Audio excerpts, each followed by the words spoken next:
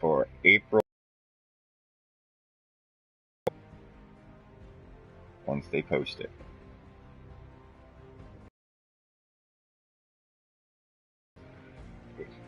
Yeah, they just basically posted that they're about to go down. There we go. Okay. We'll wait a couple minutes. Yep.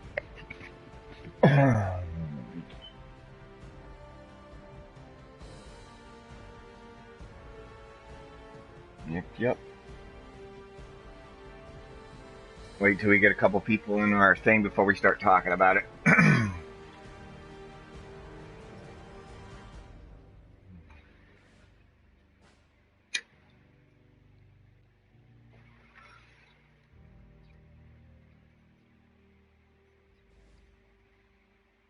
Share. Oh, it's not giving me the option to stream. Are you in a game? You have to be in, even if you are in the main, even if you're in the main menu looking at it where it's saying press the start button, you have to be in something in order to broadcast. Yeah, it won't let you broadcast your dashboard.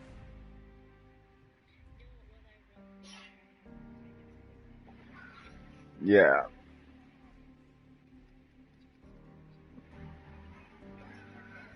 Now, are you? Well, you're in the game. All you should have to do is just tap share and it should pop up with the screenshot broadcast.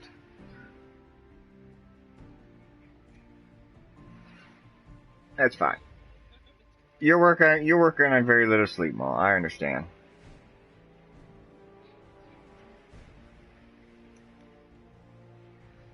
All right.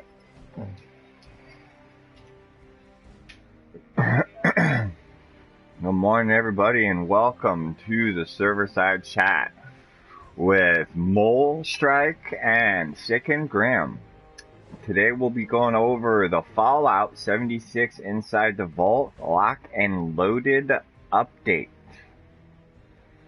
We'll be going over what they're adding in this update, what to look forward to, what people think, and how everyone is taking these add-ons, and what they wish that they would have added, and what they're hoping to see later on, and that they may end up adding later on. Hey, Mom. Alright, let's start at the top of the board here. The Lock and Loaded update is on its way to Fallout, which we're getting today. If you haven't kept up, blah blah blah. Okay. In case you'd like to learn even more about the improvement methods and the highlight videos, blah blah blah. The delve dive. Alright. We've got special loadouts. Adapt your character to every new challenge you face in Appalachia with the special loadout. A punch card machine in your camp and at train station to completely reset your special, change up your perk cards, and then name and save your new setup into one of the 2 loadout slots. Cool. So that means I get to tear something down at my camp and put that up. It's like I need to make room to put this in there. Camp slots. The addition of camp slots will allow you to build out a brand new home in Appalachia without giving up your existing abode. We've also made significant adjustments to display case and vending machines so that they are more flexible when you've got more than one camp. And watch our dev dive video and read this article to learn more about the camp slots and special loadout directly from the dev team. Let's see here. Daily Ops expansion.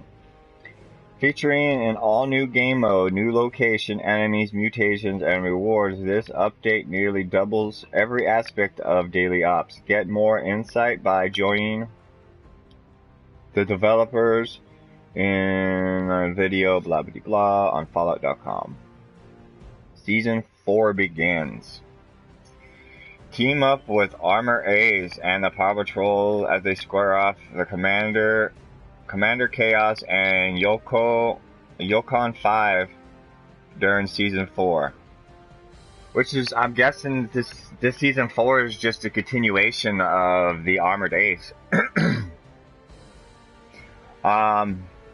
Which introduced a new scoreboard, 100 ranks to achieve, and tons of rewards to claim along the way. Catch everything you need to know about Season 4 by visiting the season page on Fallout.com and by reading this article. This right here, what I'm about to talk about, is I've been waiting for a long time. The mannequins. Mannequins. Are your outfits gathering dust in your stash? Put some of your favorite on display for your camp. Visitors to admire with a set of male and female apparel mannequins, which you can unlock by ranking up this season.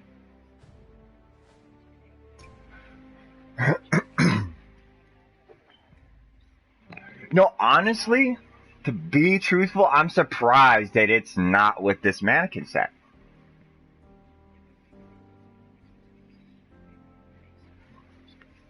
Maybe, but we'll see.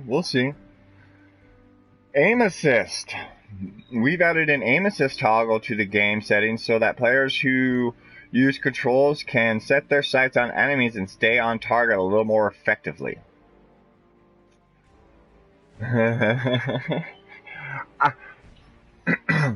Yeah, but you gotta remember, there are people out there that don't VATS. Like, you'd be surprised at how many people are out there that play this game that are like, oh, what's VATS? Or, I've never used VATS.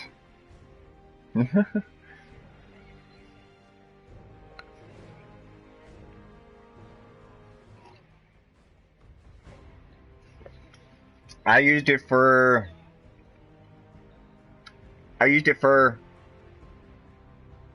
300 and some levels.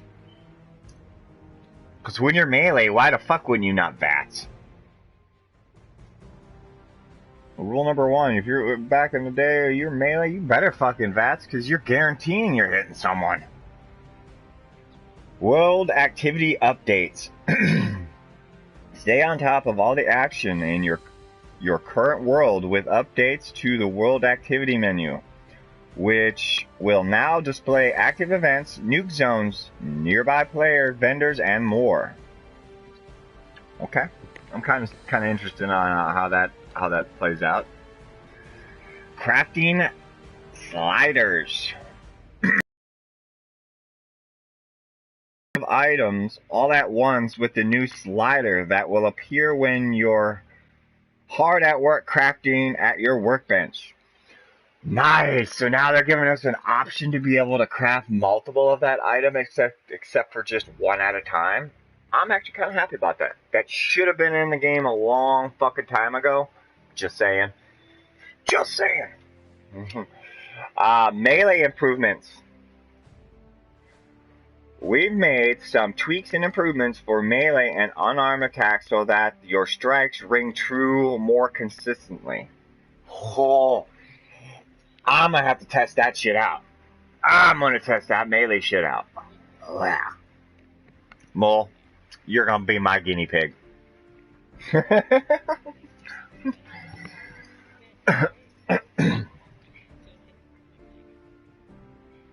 Oh man. Like, it's funny though, when you're in first person, you could see what you're aiming at. When you're in third person, you gotta remember, you gotta look over a little bit to your left to whatever you're swinging at, because that's where your fucking marker's at. It's like you come at something, you're facing it, you swinging out, your hand's off to the right of the fucking balloon. You need to like tippy toe over just a couple bit. Mm-hmm. Fuck yeah. Alright. Yeah. Okay, treasure hunter rewards.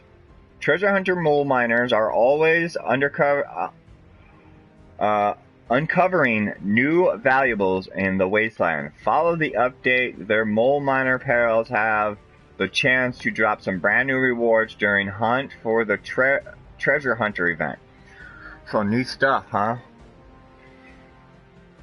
Let's see here. Alright, well, just waiting for a little bit more of the intel on what else they're going to be putting up. I'll go back over some more of this stuff here as I get more intel.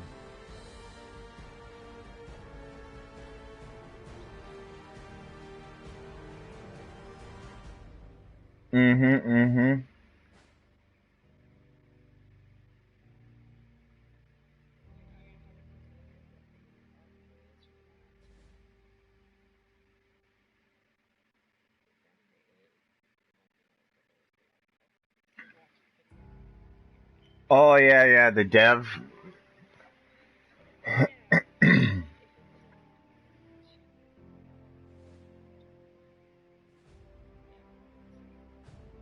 Yeah, go ahead, read it.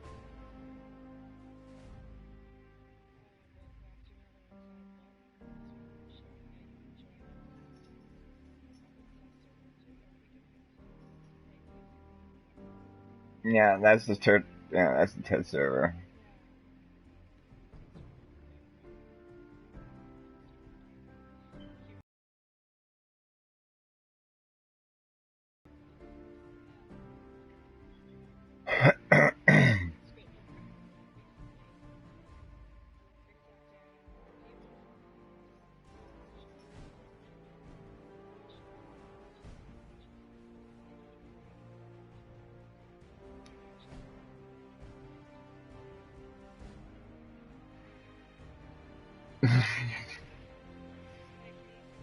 Right?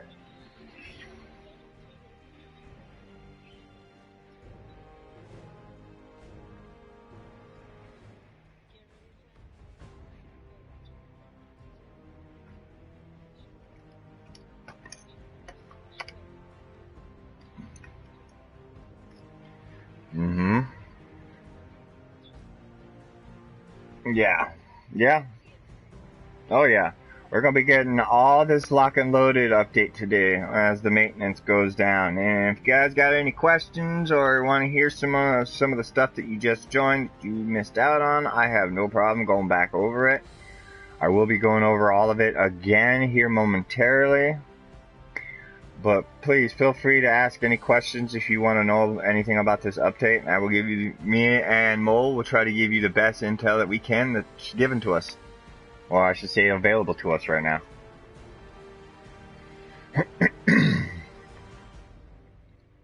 I am looking forward to a lot of this stuff that they're adding. Yeah, like crafting sliders where you can craft stacks of stuff, mannequins. Season 4 begins. Fucking camp slot so I can build another camp because I can now. Right. And then fucking special loadouts. Now I can actually make a melee build loadout and a fucking heavy gun loadout. And you know what's funny? Is I don't even need to reset none of my fucking specials.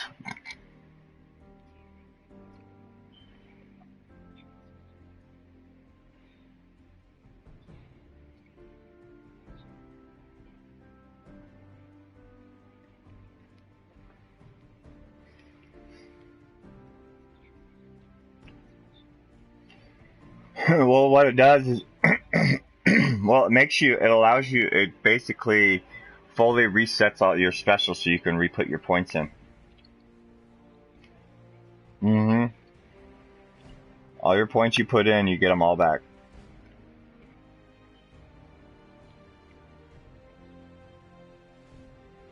Oh, yeah.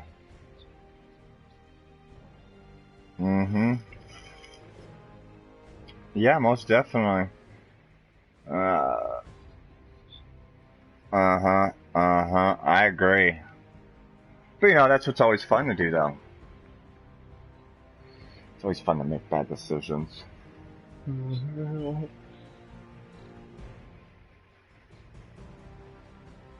Mm-hmm. Mm-hmm. Alright, let's see here. I haven't posted anything new yet.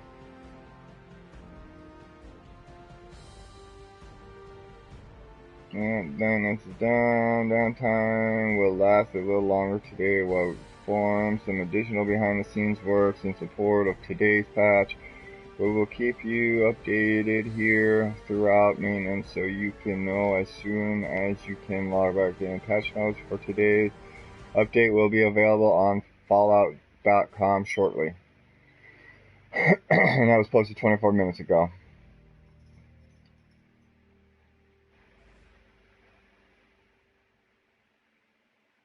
Yep, so we just wait for Fallout.com. Is this it? Did they post it? Nah, what up?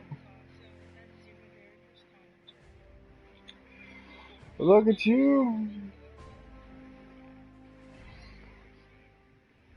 My old rock star. Rock star.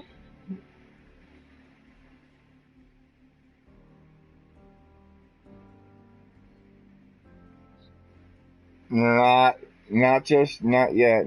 They'll probably be posting it here in a few.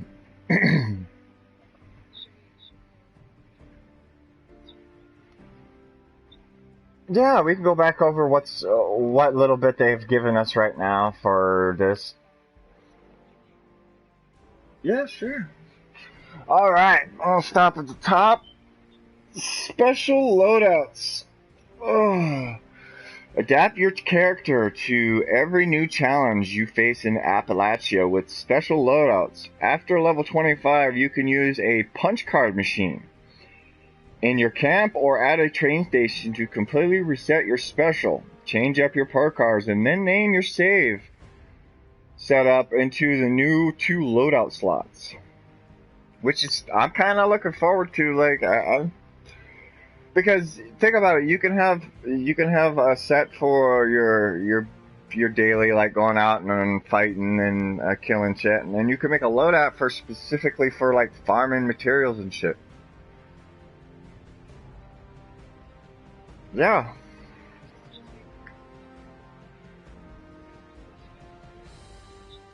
Or hell, you can make one for your everyday thing, or make one for building, particularly for just building. Can't. Yeah, it really does. Are you a farmer? Are you a harvester? Are you a collector? Or are you a builder? Like, there's different things you could do with this. Camp slots. The addition of camp slots will allow you to build out and brand new home in Appalachia without giving up your existing abode. We've also made significant adjustments to the display case and vending machines so that they are more flexible when you've got more than one camp. Camp slots and special loadout directly from the dev team. If you want to watch the video. Daily Ops expansion. Featuring an all-new game mode, new location, enemies, mutation, and rewards, this update nearly doubles every aspect of Daily Ops. You know, it's funny that they say that because so far in Daily Ops, it hasn't been really that mind-blowing.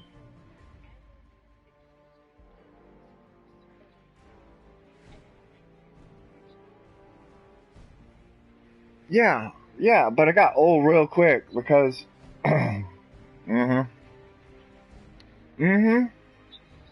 Well, you know, honestly, I think the daily ops wouldn't have been halfway as bad as if they didn't fuck up on some of the rewards that you had to get in there. Like for prime example, that Brotherhood of Recon armor, dude. That shit's a bitch and a fucking pain in the ass in itself just to get the fucking plans for it. And then on top of that, that motherfucker isn't even fucking legendary. So you can't even trade it or buy the fucking plans off of someone else to get the set.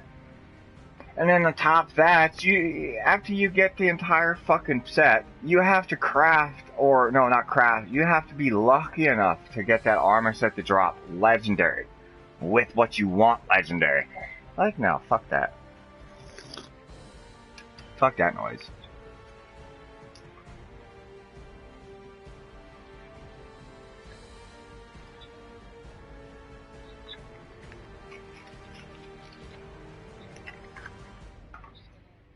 All I can say,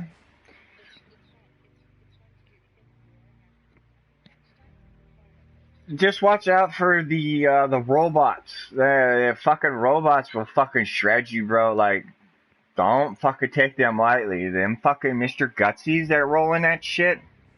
No. And here's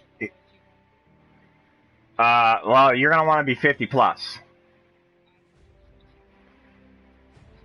Because because that mode itself requires you to be at least a level 50 to be able to at least stand in there. I'm not saying you can't go in there and trash it at low level, but it's gonna be a lot harder.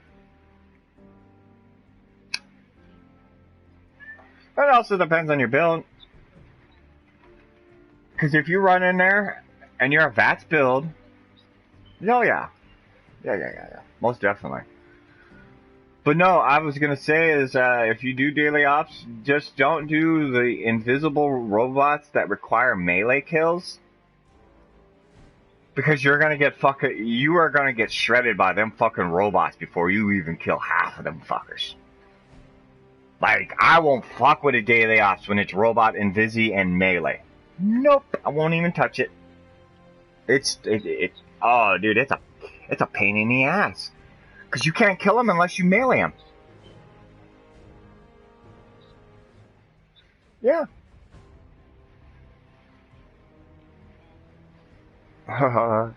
Like,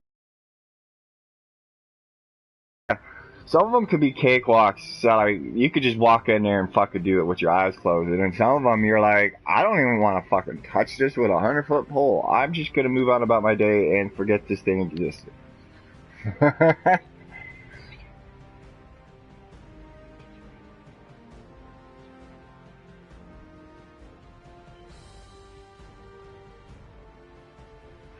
Oh yeah, I've done it. I've actually tested it. I've actually tested the ammo drop in the daily ops. I went in there, what gun was it? Oh, it was a railway rifle. I went in there with 95 shots on a railway rifle. I left out of there with 475 fucking shots when I was done. Yeah. That's, like, you don't even necessarily need to kill any of them. You just need to put a shot in, and when they die, they'll drop ammo for you. The only thing they don't drop in there is the fusion cores. You can only get those at the end, off the boss, after you've killed him. That's the only way you can get those. Other than that, the rest of the ammo and shit will drop off of every other motherfucker in the thing. Cores and fusion cores will not drop off. They only drop off the boss, and that's only if you shot him with that type of weapon. Mm-hmm. Well, fuck, oh man, I got so many fucking fusion cores, like, I don't even use my fucking explosive fucking Gatling plasma. I have no reason to. I haven't had a reason to, like, I haven't had a reason to take out God's left hand yet. I got a explosive flamethrower, like, why? Like,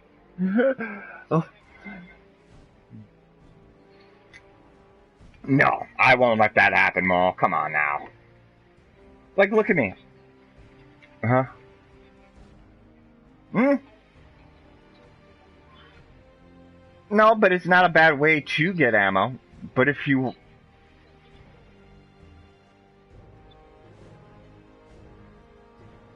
What ammo is you after?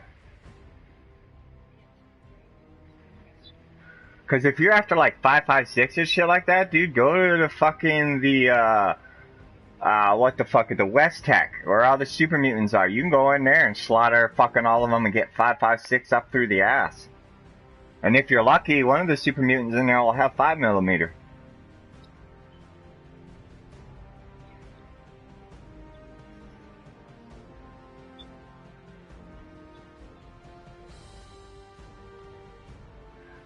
You know how I collected my ammo back in the day? And this is dead honest truth. I would go to the munitions factory and I would fucking camp that bitch. Yep, I would camp that bitch. I got so good at camping that motherfucker, dude. I've literally got almost like 60k worth of 5mm ammo on my dude at all times. Like, my dude is carrying a shit ton of 5mm and it weighs nothing because of fucking bandolier. Yes, come at me. It's like, I got 60k fucking 5mm. Bro, you don't want none of this. Alright, let's go back to some more of this.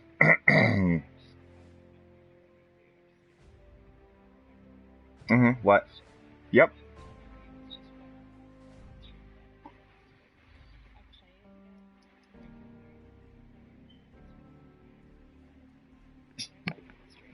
She's just starting her streaming.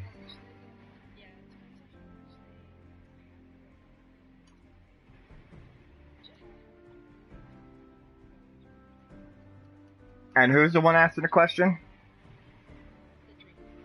Hey, the Dream. If you can hear me, I'm gonna fill you in a little bit here. Mo just started streaming. Mo's been playing Fallout since it first came out. We've been playing other games. We've got 2 other games that we've been playing. Friday the 13th and Outriders. Mm-hmm.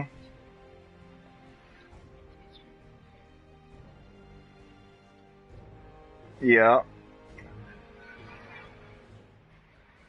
And we're also working on other content for like for like Friday the 13th. We're working on like doing like a Marco Polo type of mode and a hide and seek type of mode. We want to try to get some people and test it out, see if we can do it.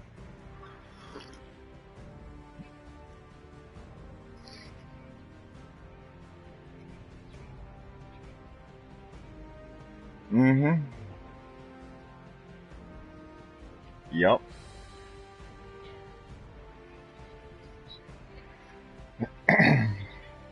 Yep. Alright, Season 4 begins. Team up with Armor Ace and the Power Patrol as they square off against Commissioner Chaos and the Yukon 5 during Season 4, where it introduces a new scoreboard, 100 ranks to achieve, and tons of rewards to claim along the way. Catching everything you need to know about Season 4 by visiting Season page. Manicanos. Are your outfits gathering dust in your stash? Put some of your favorite on display for your camp. Visitors to admire with a set of male and female apparel mannequins which you can unlock through the Season Pass. Aim Assist. We added an aim assist toggle to the game settings so that players who use controllers can set their sights on enemies and stay on track a little more effectively. World activity updates. Huh? No. World activity update. Stay on top of all action in your current world with updates to the world activity menu, which will now display activity events, nuke zones, nearby player vendors, and more. Yay. I'm wondering how that fucking world activity is gonna play. I bet you this shit's gonna be a little bugged. Yep. Yep.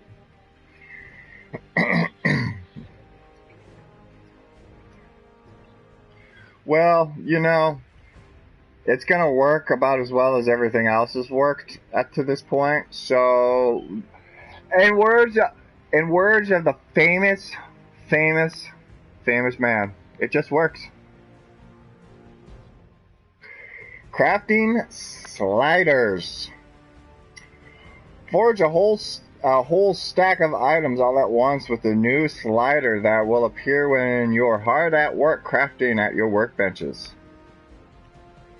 Melee improvements. We've made some tweaks and improvements for melee and unarmed attacks so that your strikes ring true. more consistently. Like, I understand, you know, the melee consistency, you know, not registering, but what about fucking guns and shit? Like, them motherfuckers don't register either.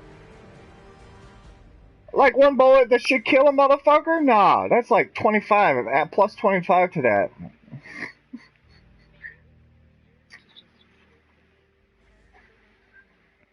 I don't know. I bet you the improvement that they did on melee is gonna fuck something. Oh, dude, VATS were... Dude, I don't even think they've ever fixed VATS for the shotguns yet. I don't think they've ever fixed it.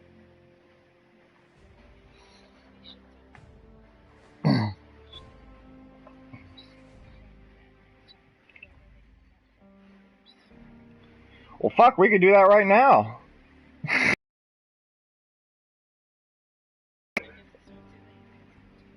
Oh, no, it's never too late with Bethesda.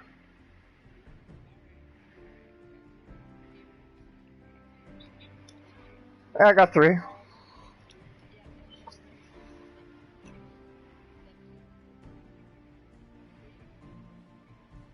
Yeah, what do you guys think? What do you think is gonna get fucked up with this update? Like, what do you think is gonna go down? What do you think they're gonna have to do a fix on because of this?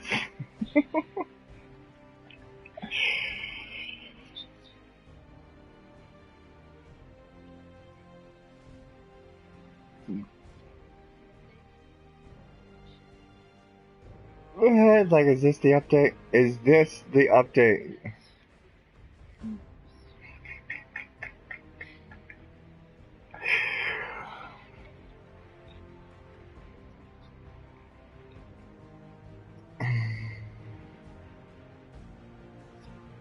Mm-hmm. I've been playing this bitch since day one. Like, don't get me wrong, this game has got its fucking problems, it's got its fucking issues, but that still doesn't take away the fact that it's still a fucking phenomenal game. Even with all its bugs and everything, it's still a good game, man. It's still good.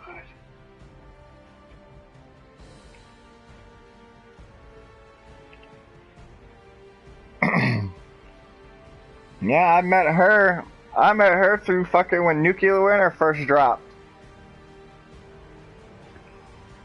Yep. She's, her nickname is fucking, AKA Bushianato, because her first statement when we played Nuclear Winter is she was hiding in a bush, and she progressed to say, "This bush smells nasty." I was like, how the fuck can you, yeah, yeah.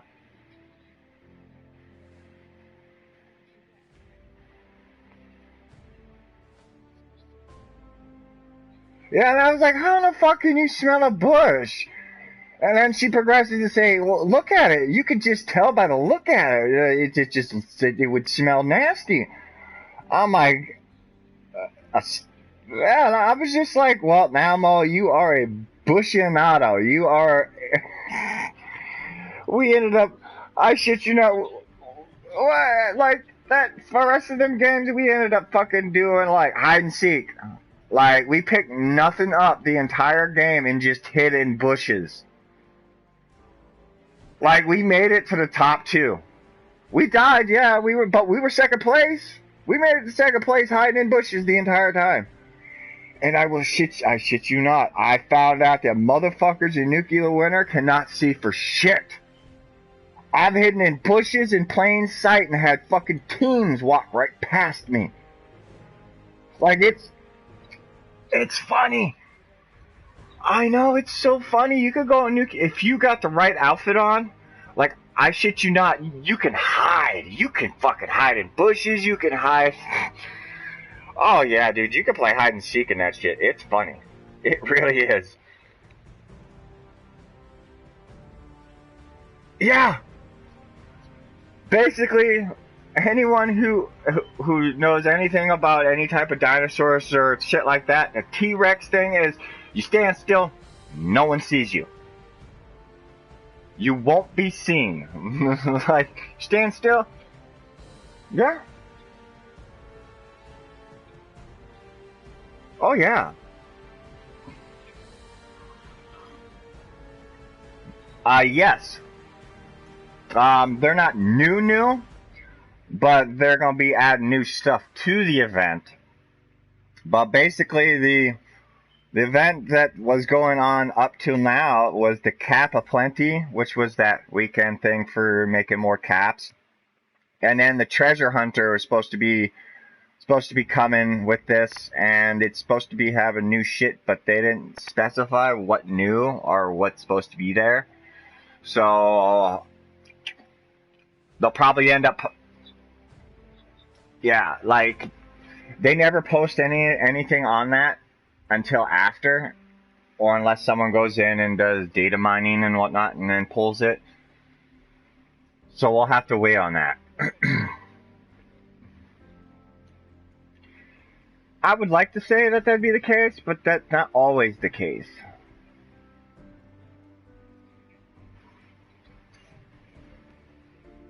Yeah.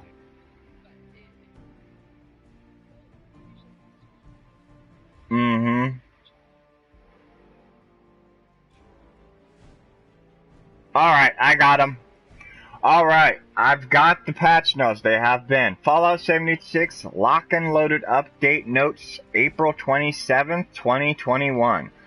Welcome to the Lock and Loaded update for Fallout 76, which contains an all-new season, scoreboard rewards, the special loadout, and camp slot features, a major expansion for daily ops, and much more. Go ahead.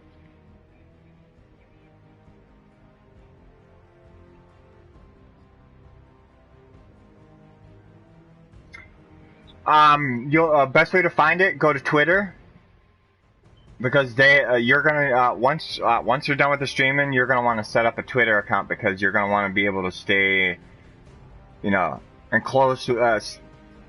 Yeah, with what they're posting and everything about the games and everything, because that's where they post all the shit is on Twitter. Mm-hmm. All right. Let's see here. We'll be going over the update highlights here in just a second.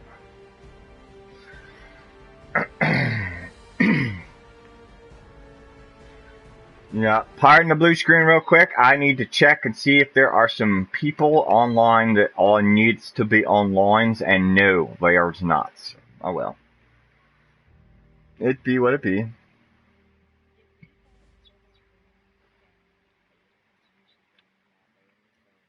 Yeah, it's fine. We can. This will be going for a little bit.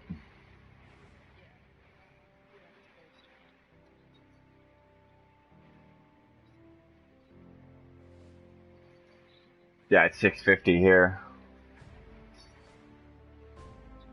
Alright, here we go. We all ready for it?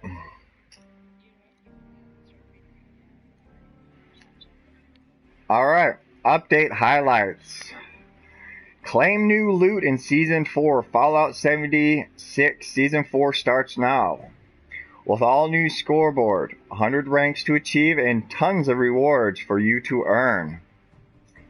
Reboot your special. After level 25, use punch card machine to reset your special. Change your perks and save them onto one of 2 custom loadouts. Build a second home. The new camp slot features allow you to construct and maintain a second camp in addition to your current home.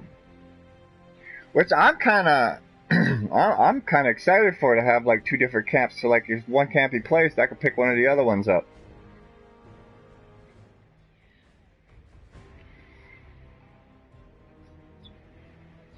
Mm-hmm.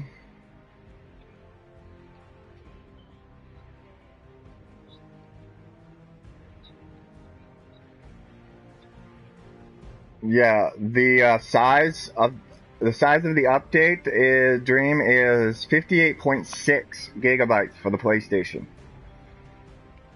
So it'd probably be a little bit.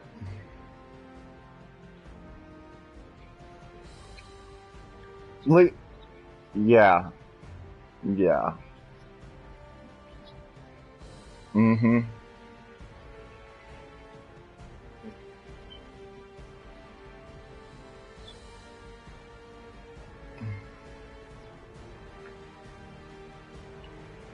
I'm in the middle of the United States. Literally, the middle of the United States. Like if you were to go to the map, Iowa is the middle of the United States.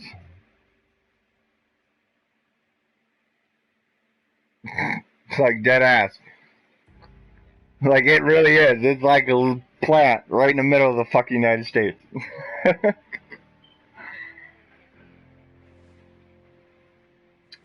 Part Canada.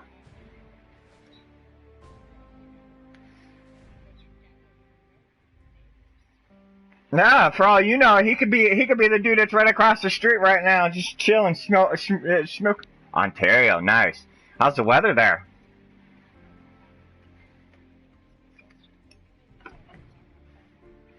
Yeah, and you don't. It's starting. Yay, lighty. Alright, let's go on to the next vending and display update. Alongside camp slots, we've streamlined players' vending machines and display cases, which can now use inside your shelter. Yes! Did you hear? Wow. Yep. Basically, I'm gonna sum it up. Basically, they've added where we can put them in both camps for our display case and our vending machines, and now we can put them in our shelters. So now you can put vending machines in your shelters along with display cases. Yup.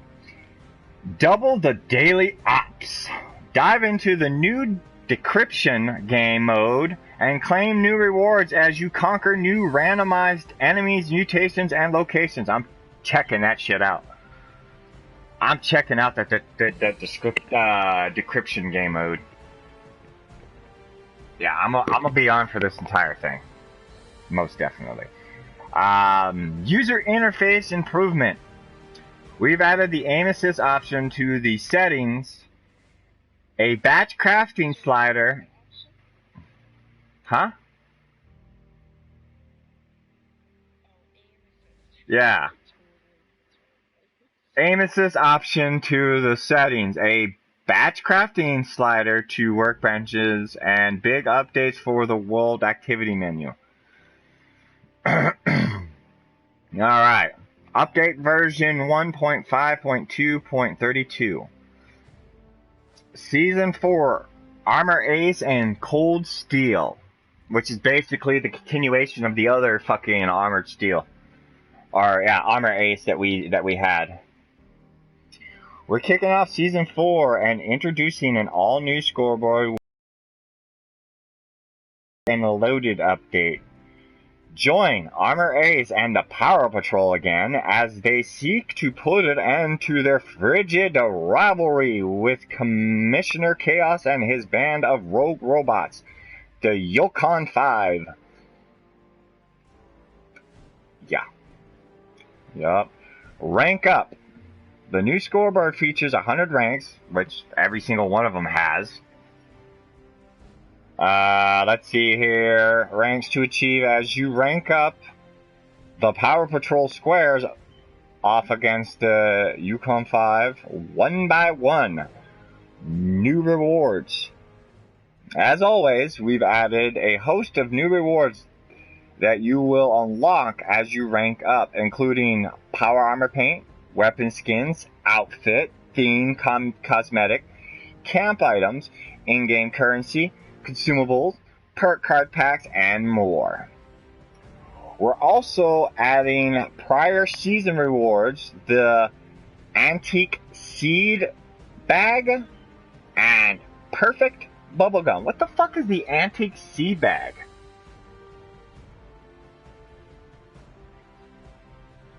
Yeah, you're telling me. To Motor Timer and the Crater and Samuel and the Foundation. And you now can purchase them with gold bullion. Oh, well, alright. Well, then I'm gonna go see what the fucking Antique Seed Bag is. Because I've never fucking came across that thing in a game. if that's the fucking case, then I should have got that bitch from the fucking season pass. Which, I understand the perfect bubblegum. That was one of the rewards for the foods through the fucking season thing. But I fucking hit 100 on this season pass. And I don't remember. Huh? And, oh, that's what it is. Oh. Ah, okay. Okay, it's the punching bag. That makes sense now. Okay. Additionally, yeah, thanks. Additionally, we've once again added several bonus rewards that Fallout First members can claim at certain rank milestones in addition to the normal rewards those rank offers. Mannecanos. This season introduced mannequins, which are display cases that you can show off some of your favorite outfits, headwear, Under Armour, and backpacks that you've collected. You can claim the male and female mannequin for your camp by reaching rank 25 on the Season 4 scoreboard. Well, at least now we know 25 is where you get the mannequins. They can be built in each of your camps and shelters at once. Nice. Special loadouts. Special loadouts offer even more adaptability to your characters in the face of the wasteland's ever-growing threats by allowing you to modify or completely reboot your special attributes for free. Which, honestly, I'm gonna stop right there for a second. Honestly, I feel like that shit should have been done a long time ago. We should have been able to switch our shit for free from the rip. Like, I don't understand the fact that, yeah, I know that they were trying to figure some stuff out, but the whole, like, I hit 100, but now my build is fucked up. Now I gotta go get 100 more fucking levels just to relocate all my shit. Like, the question I have is for those who have done and used all those to change their shit around, like, are we gonna get some of that shit back? Like, are we gonna get some of our time we spent and wasted on this shit back? Like, I don't know about the rest of y'all, but I'm just a little bit salty about that. Just a wee bit. Like, I put a lot of time and effort into fucking getting my build to where I needed it for it to actually work right. Especially with all the fucking, the nerfs, the tweaks and everything they've done to all the fucking shit in the game. Like, damn. It's like, fuck.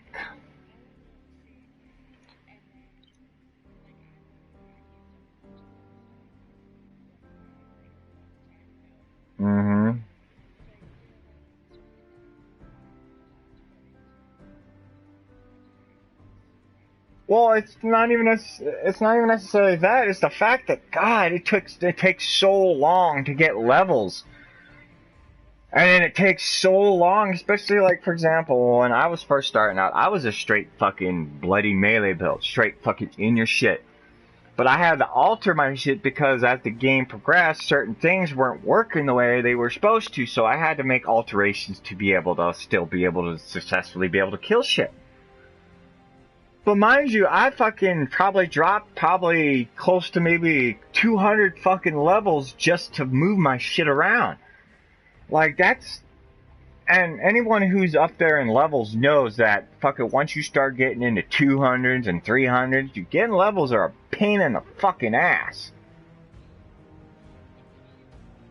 And it's fucking grindy as shit just to get them. Like, if I want to get a level, if I want to get decent experience, I might as well just fucking grind the goddamn Scorch Queen.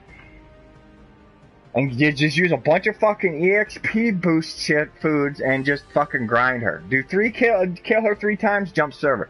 Kill her 3 times, jump... Nah, man, I ain't trying to do all that. That's just... Nah, why? Right, like, I understand there's certain aspects of grindiness if you're after something you need to do, but to put an unnecessary grind to something... Yeah, but to put an unnecessary grind to something, it's just stupid. Yeah. Like, there's better things you could grind for than levels. Gear. Mods! Well, I don't know about mods. They don't put mods in here. But yeah, you know what I mean. Alright. Visit a punch card machine at any time to adjust your special to your heart's content. Change your per card selection and save your new custom setup into a slot. Your character will gain access to special loadouts starting at 25. Currently, each character can have up to 2 special loadout slots, and you can swap between them using a punch card machine. So basically, you could swap it, but if you're out and about, you can't do shit unless you go back to your camp or to a train station and change your loadout again. So that, I'm hoping later on down the road to come up with something that allow you to toggle between them, which would be nicer and a lot more convenient. But this is a nice start for it. Let's see here. In addition, you can rename your loadout slots, which will help you quickly tell them apart. At level 25, you'll learn the plan to build a punch card machine in your camp so that you can change up your loadout whenever you head home. While in your camp, open up the build menu. Navigate to the crafting table selection, select the punch card machine, and place it down. We've also placed punch card machines at train stations throughout Appalachia, in the crater and the foundation. You can use any punch card machine you find in other players' camps as well. We removed the move a point option on the level up screen since special loadout allow you to change your stats more easily. Okay, I get it. Alright, camp slots. Before we go on to that, anybody got any questions or anything about right now, about we read up? Okay.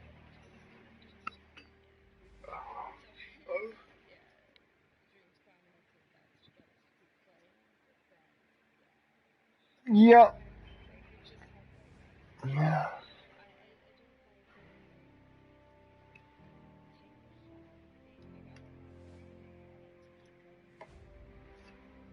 If it turns from fun to a... Yeah. Well... Exactly. It's exactly what I was about to say. Yeah, when it starts feeling like it's work, there's no point in doing it anymore.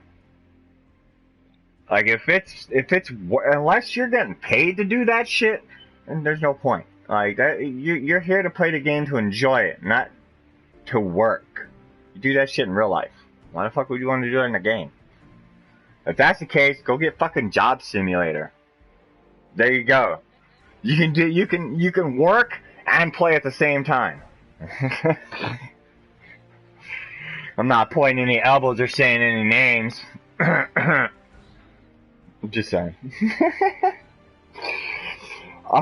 Any more questions before I go on to camp slots? And for those that are joining and those that have just joined, I will be going back over from the top after I read through this and within the hour. So if you want, please feel free to ask any questions about anything that you may have missed. I have no problem going back over it. Anything that you would like to know about what we have gone over, or any more information you would like to know about it, try to give you as much as we can with what we got.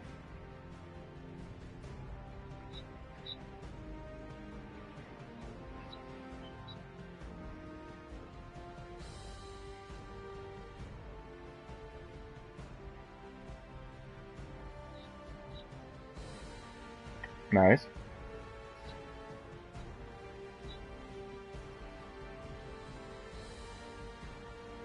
Yeah.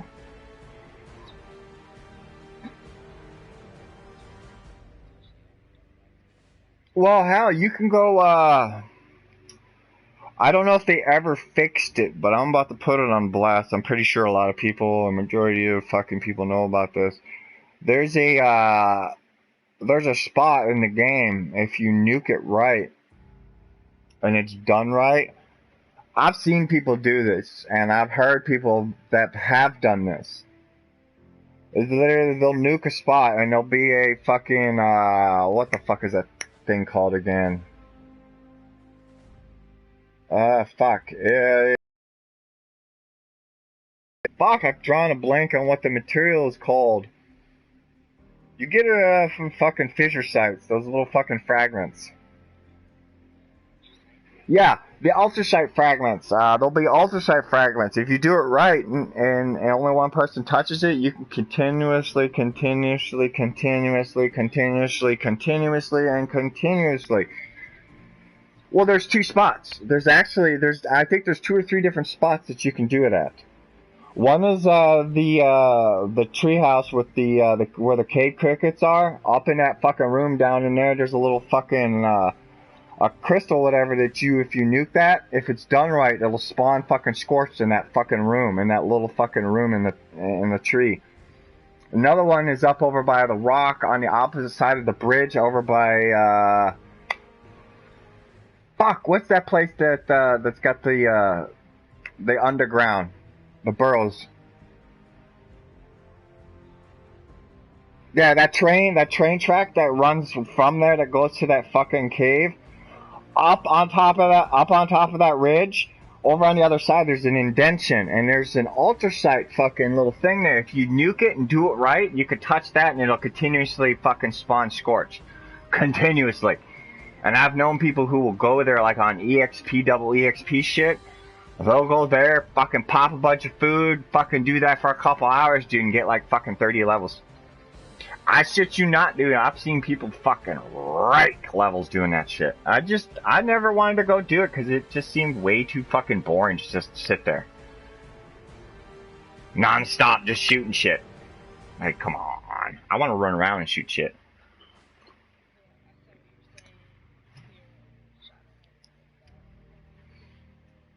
Mm-hmm.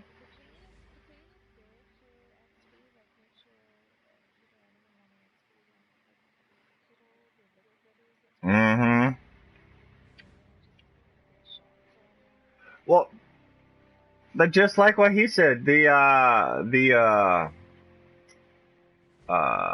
fuck, I just had a brain fart.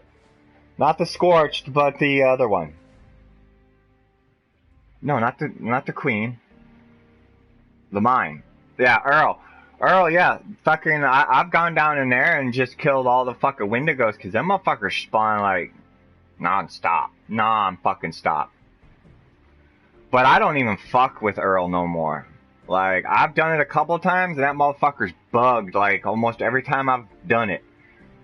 One time, this motherfucker was booging up into the ceiling and down into the floor. I was like, I ain't wasting no fucking ammo on this shit.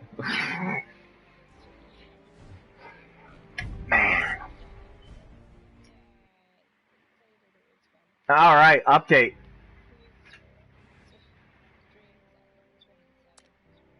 Alright.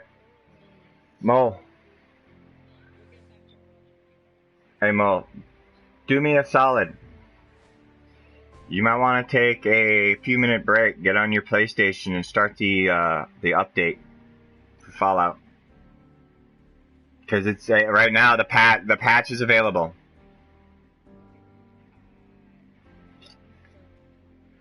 You don't need to do anything other than just press start, or press like you're gonna load into the game. A thing will pop up and be like, new patch. And then it'll start downloading.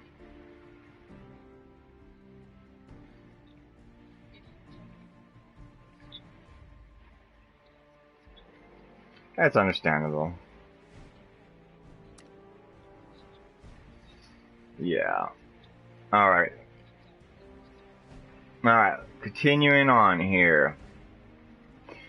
Okay, each camp you construct is now saved as a camp slot, which you can access and manage through the new camp slot menu in the upper left corner of the map. Currently, each of your characters will have access to 2 camp slots. The camp you already have in game plus an additional slot. You can use the camp slot menu to see all your current camp slots, rename them, choose their map icon and decide whether your camp is visible to other players on the map. Nice! So basically, you get the option to make your camp invisible to everybody. Nice. Let's see here. Camp.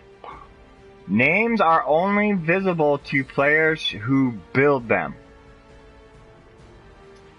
Sad face. Because I was gonna... Camps. Names are only visible to the player who build them. So you can name your camp, but only you will see the name of that camp. Yep. Because the two different camp builds, you want to be able to name both of them so you know which is which. So like you can name one like Sex Dungeon and the other one Torture Chamber. Cool. Yeah. Yeah. Mm-hmm.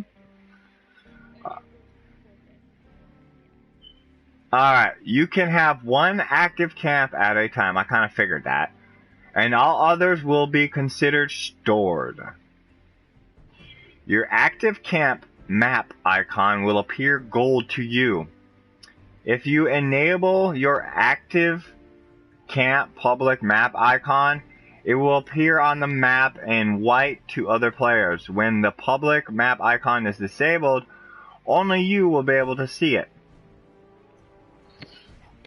So basically you can show and hide your camp. Basically like if you were to turn off and on your vendors.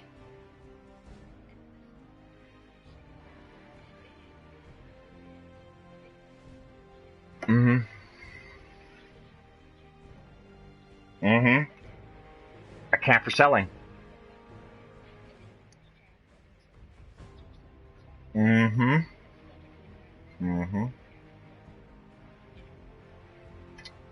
Is exactly what I was thinking. Mm-hmm. You can build a workshop and a store. A workshop to make all your shit and a store to sell all your shit. Oh yeah. I gets it. I can digs it. Alright, where was I at? Okay. Only you will be able to see it. See the icon for your stored camps. Additionally, powering a vending machine will no longer automatically add a vendor icon to your camp location on the map. Instead, you must set this yourself from using the camp slot menu. So basically, like I said, it's the same concept of when you would turn off and on the power on your vending machines. They would show, oh, your camp, and then not show your camp. They removed that and just added to the camp selection.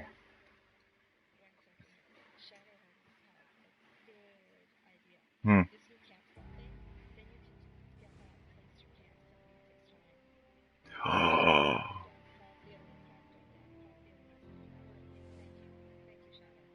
No. That won't work. No, because you have to place your actual camp thing down. Not just swap between two different camps. They have to be continuously placed. And being that they're already anchored into a location and just swapping between them isn't considered placing. It's more considered swapping. So now if you were to take it and place it fucking all over the fucking map 76 different times, then yeah, maybe. But it was a great idea, but with the basis of how this is set up, it's not technically placing it. You're just moving locations. Swapping and all. You probably get 2 for the 2 placements for those 2 alone. Yeah. Yeah. Mm-hmm. We could.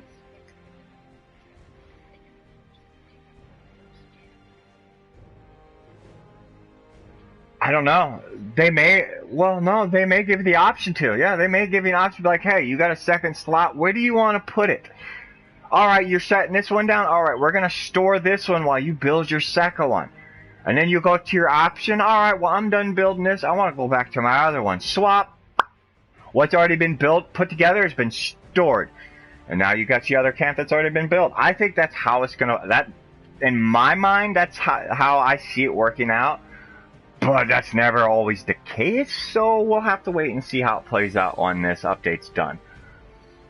Like I said, it is Bugfesta after all. Shit does happen. Bugs do appear every time an update happens.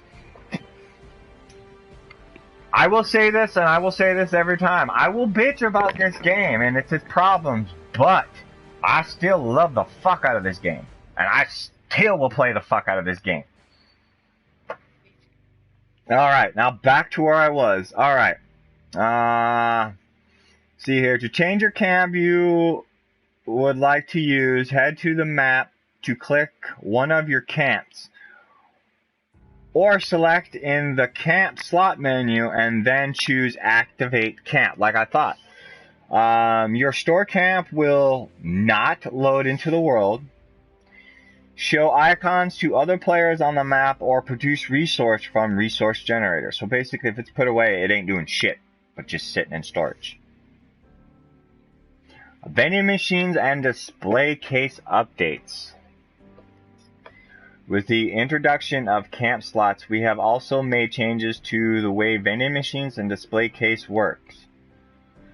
Your vending machines will have the same share inventory across all your camps, so that you will not need to reassign the items you would like to sell every time you build a new camp. That is awesome. We have also merged all vending machine item slots into a single pool, which means you will now be able to sell the maximum number of items with just one vending machine. Other types of camp items like refrigerators, the fermenters, now also share their inventories across your different camps. Your display case, however, are not shared across camps, which will give you the ability to show off different items at each of your homes. Yeah, that's not unreasonable. Not unreasonable at all. Alright. While we are working to implement camp slots, we've also added the ability to build and use display case and vending machines inside your shelter. So now you guys who've been wanting to put fucking display cases and vending machines in your shelter, here we go. You know damn well motherfuckers are gonna make mad trap bases in their fucking shelters. Yeah, you can make stupid trap bases in there.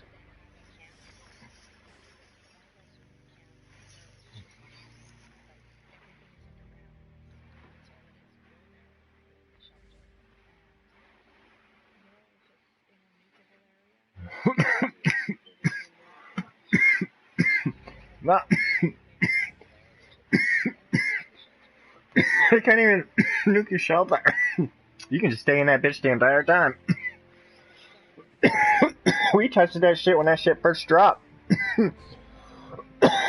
Because me and Death were curious if you could get nuked and survive. Sure the fuck can.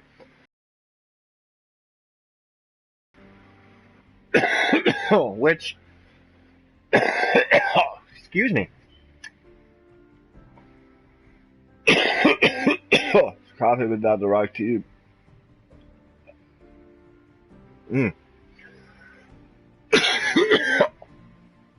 Ah, fucking right. Ah.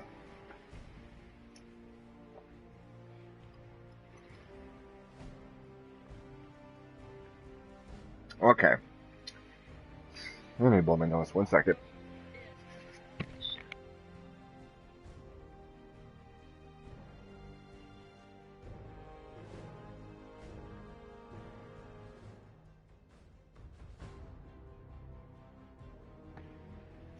Yeah, that's where my camp's at.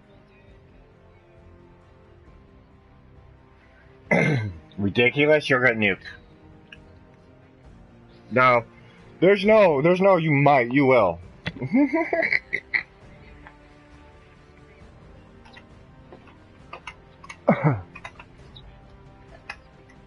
Yep. I will say this right now, and I've said it in my streams before. I am a raider. I have been a raider since the day the game first came out. That will never change. You can bitch and complain about what I do, but I am a raider and I am doing raider things. Which include, but not excluded, I will roll up on you if you got a workshop and I will kill you and take your shit and leave. If you are wanted and got a bounty, I could give two shits where you are on the map. I will come to you and kill you. I don't give a fuck. Like, you heard... That's about me being a raider. Doing a raider thing. Like, you remember, you know Lost, right? Aquarius of Lost and Twiggy. When I first met them, I already had a name for myself. The majority of the people he hung out with knew who the fuck I was. I was the player killer. I would go out and kill motherfuckers who had bounties. Friend or foe. All my friends know. If you red, you dead, bro. Like, there's no two ways about it. Unless you tell me what you're trying to do, I'm coming for that ass. Swiggity swoogity. But yeah, since day one, I've always been a raider. Like, I will roll up on you, dude, at a workshop if you got it claimed. If your shit ain't stashed, I'm taking everything you're carrying. What up, Destructo? What up, Destructo Rhythm? Welcome to the stream. We've just been going over and chit-chatting about the patch update. I'll be going over them again. We're just now hitting the daily opt expansion.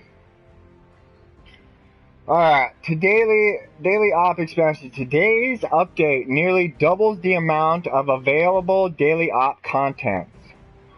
With the addition to the new decryption mode, as well as the new location, enemies, and mutations and rewards. I'm gonna stop right there for a second.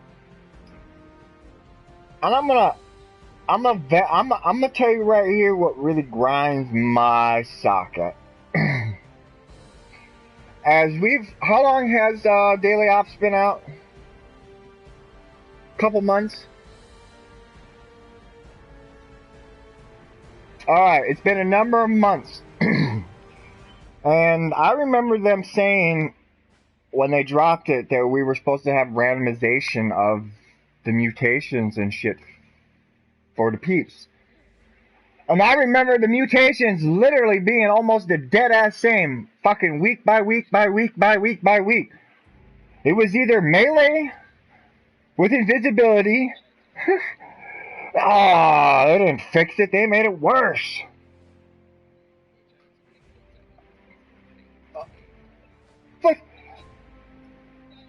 Oh yeah, Destructo. I've been fucking waiting for this shit for fucking months. For months I've been waiting for this shit. And I'm sure fucking half, if not majority of the community's been waiting for this shit. I'm just kind of curious if the daily ops are going to be worth it now. Because as it sits now, pre-update, they weren't.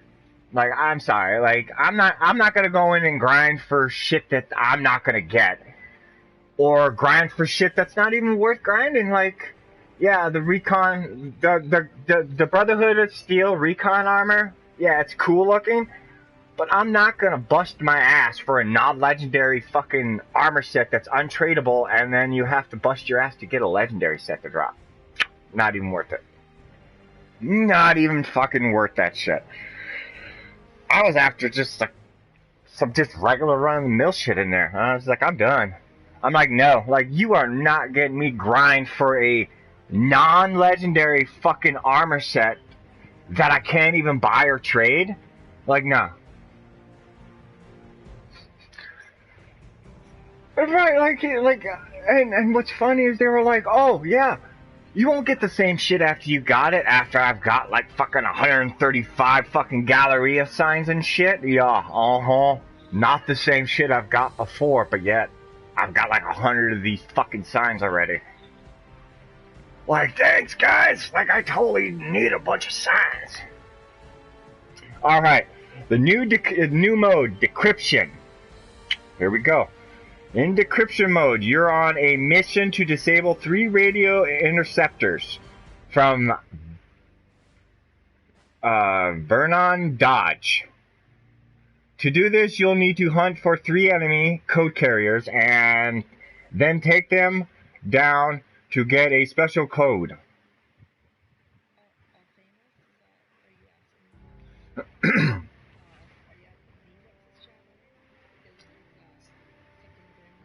I'm on YouTube. Yeah, I'm streaming on YouTube.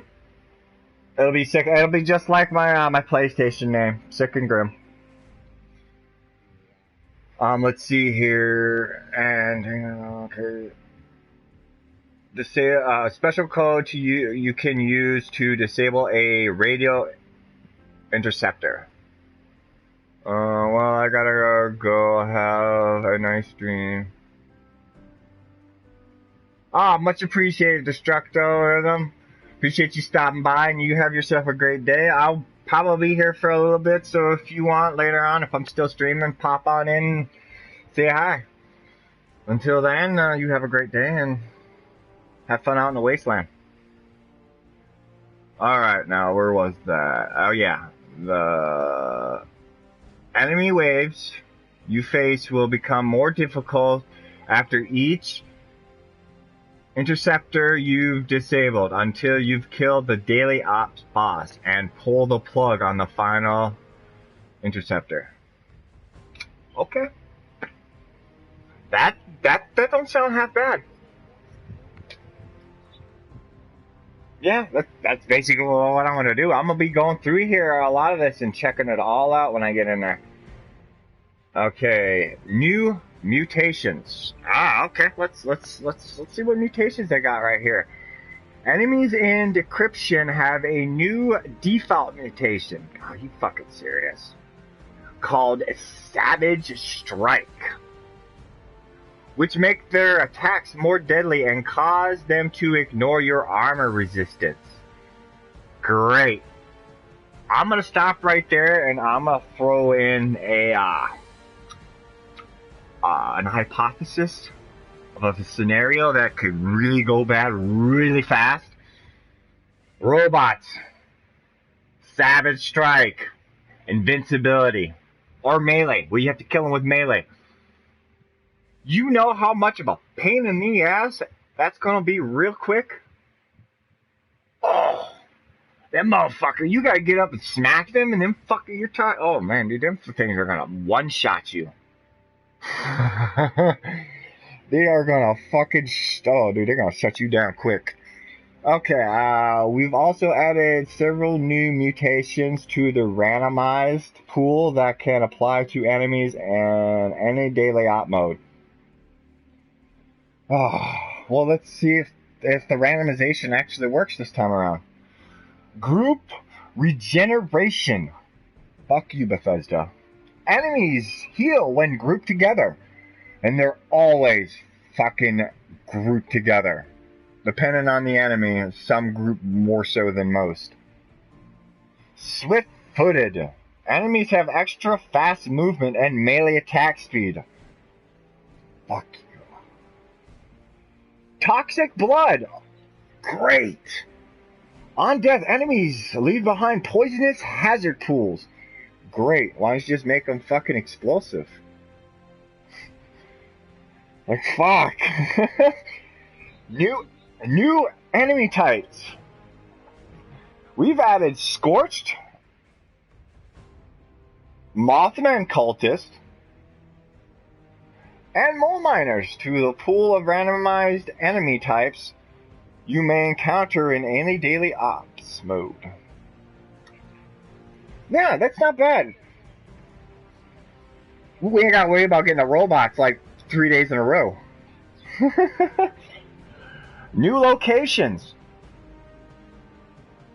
We've already been in fucking Vault 96, haven't we?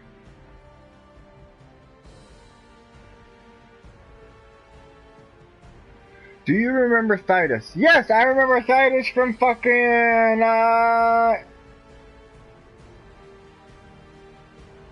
Anthem. What up, dude? Long time no talk. New locations. Fight your way through Vault 79, Watoga's Raiders Arena, and West Tech Research Center. Flow Gaming, I don't know. It's been down for an hour 20. So probably it may be down for another hour, 2 hours. They did say it was going to be down longer. They haven't posted any estimated time frame. So, what up, PB? Long time no talk, Titus. So, I'm going to go over the locations again. New locations are Vault 96, Watoga's Raiders Arena, and West Tech Research Center, all of which have been added to the randomized pool of locations for the daily ops. I'm looking forward to seeing some of those locations. And we've all been to expected another 2 to 6 hours minimum. I believe it. I believe it. Yeah. Well, yeah. And those that have joined, I'm about partial way through over the update again from top shortly after I'm done. Yeah, I figured it was going to be a long downtime because there's a lot of shit they're putting in here. Reward updates. In this update for Daily Ops, we've added a host of new rewards, including new covert scout armor, which has some built-in stealth utility. We've also added plans for the Unstoppable Monster and Medical Malpractice legendary weapons, and a variety of new plans for objects you can build in your camp. Wow. That definitely sounds like a reason to grind it. Following community feedbacks, we've also rebalanced daily op reward lists to give players a better chance of getting rare rewards. Thank you. About fucking time. Additional design updates. Combat. Melee attack updates. We've implemented a number of fixes, tweaks, and improvements to players' melee attacks so that your strike more consistently meet their targets.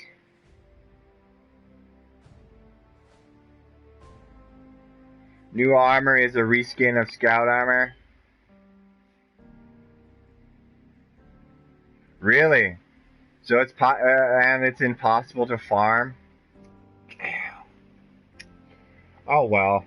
Like honestly, bro, like if Titus, if that shit is not legendary, I don't give a fuck about it. Not even gonna give two shits about farming for it. Not even. I'm gonna go for the fucking weapons. The weapons and the fucking plans. That's it. That's it. Like like whatever. Events. Hunt for the treasure hunter. Keep an eye out for our community calendar for the upcoming Hunt for the Treasure Hunter weekends.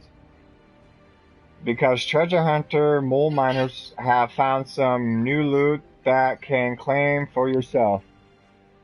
What? What's wrong?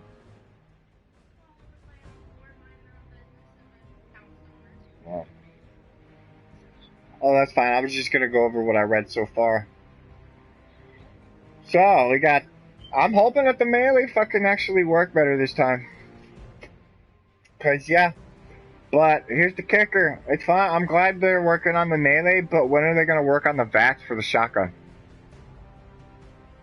Like the VATS in general for guns, cause I don't know about the rest of y'all, but I have real hard problem fucking killing shit when my damage doesn't register.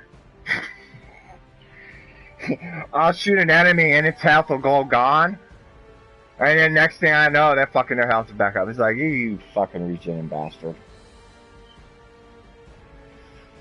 Alright, user interface. Aim assist. We've added a new game setting for players who use controllers. I figured, like, a lot of people use controllers. Unless you're PC. On PC, you can use a controller too. Yeah, that will help them more easily snap their crosshairs to enemies and stay on their target while aiming down the sights with ranged weapons. Batch crafting. You can now assemble, forge, cook, and manufacture an entire stack of an item all at once using a new slider that we've added when you're crafting at your workbench.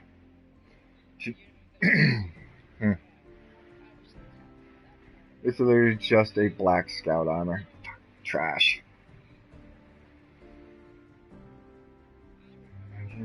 Close a game with aimbot built in.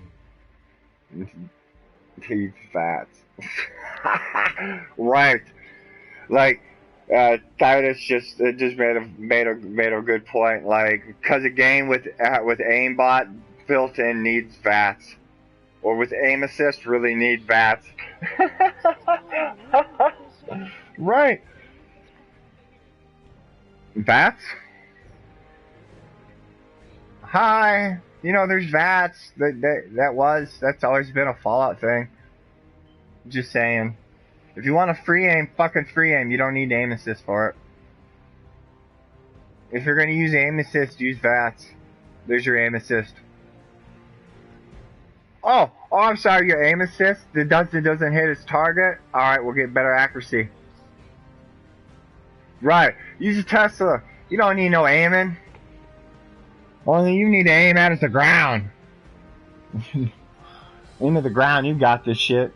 Shit's covered.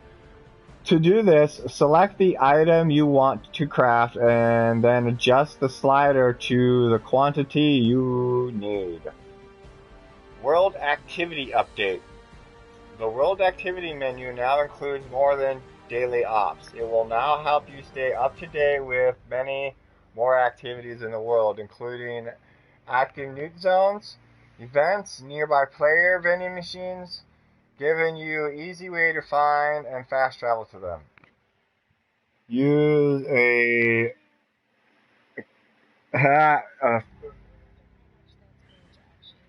oh, right. Yeah, fucking Titus is like, use a fucking 999 clip, 2-shot fat man. What the fuck is accuracy? You're right. What the fuck you? Nah, even better, dude. Fucking put on the experimental Merv, bruh. I'll just jump above you and just shoot down. I don't need no accuracy. I'm making it rain. Cause that bitch shoots, I think, if I remember correctly, like 4 or 6 fucking like 6 little dukes from that experimental Merv head that you can put on a fat man. So you could have like 20 fucking nukes, dude, and you could probably shoot like triple that. Like, yeah, like 10 times the amount that you can. Let's just like, I've done it, dude. I've watched that shit rain. It's hilarious. Like, you don't need accuracy. You just shoot. Let that bitch rain. It's raining nukes. Okay, let's see here. Improvements and bug fixes. Art and graphics. Alright. Game camera. Taking lethal damage from PvP combat while exiting power armor no longer causes an issue with the game camera. Okay. Lighting. The word laugh in the kill, laugh, love neon sign no longer appears much brighter than the rest of the sign. Okay. Modular sofa. Stand-up animation now plays correctly when a player gets up after using the modular sofa. Cool. Yeah, like some of these I didn't even know about.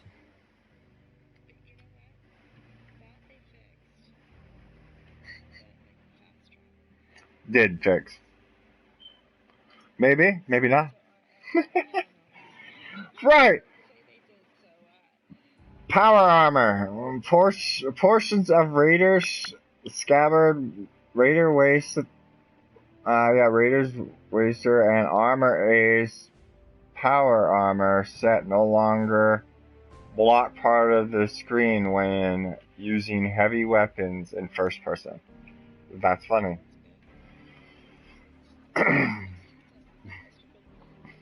Yeah. Power armor. The propellers on the Vertiguard power armor jetpack now animate correctly after leaving an interior.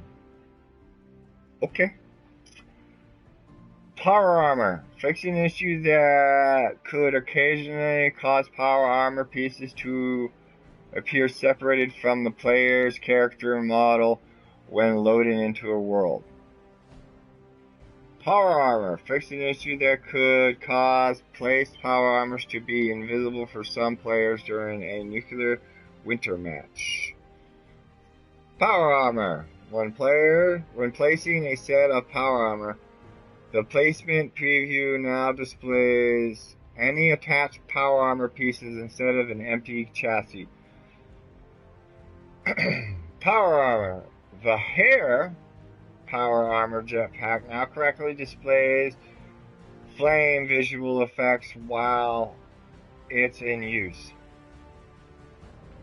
Power armor. Applying the Camo Secret Service Power Armor mod T65 power armor no longer automatically applies the Camo Secret Service paint to the power armor torso.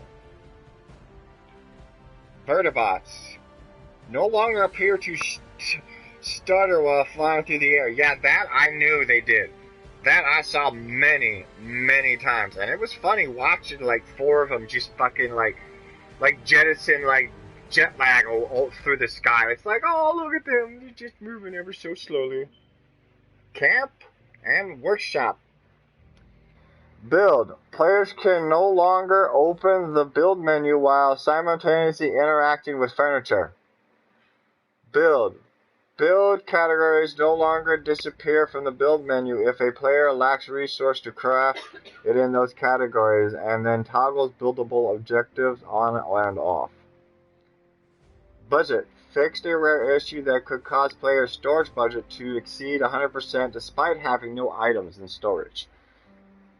That's nice. Budget. The encounter for objects that have a build limit, like turrets and lights, now visually update correctly as the player builds those objects. Okay. Collect on station. Adjusted the budget cost to build a gold collectron station so that it matches all. Oh, so that means I have some build space. Oh, dude. Outriders? Phenomenal. Yeah. No. Yeah, hold on, Mo. Yeah, no, I don't think they'll ever fix the problem with the silos. I ain't seen nothing being said about it. And Outriders, ask Mo, like, Mo will tell you the same thing I'm about to tell you, dude. It's a fucking phenomenal game, bro. Dude, it is a blast. It is a blast. Let's see here.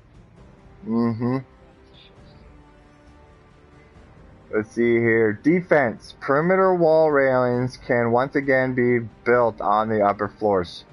Yes, I can remove that fucking them walls that I got from on my build and fucking put the actual fucking fence up. Yeah, well now I can. Alright, exploit. Addressed an exploit that enabled players to stack the bonuses from furniture buffs. Okay.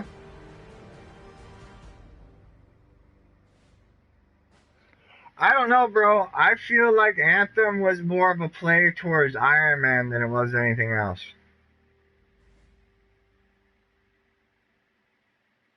And they nailed it on that aspect. Outriders is more of like your run and gun type shit. No flying around shooting fucking rocket type shit. It's more like using superpowers and fucking really cool fucking guns. And being able to just fucking massively destroy hordes of shred shit just by yourself or with a group of three. What's really cool, just like on Anthem, you got, well, yeah, just like on Anthem, you got combos that you can do yourself or with your teammates. Weight bench, fucking ungodly strength, I believe it. Let's see here. Stairs.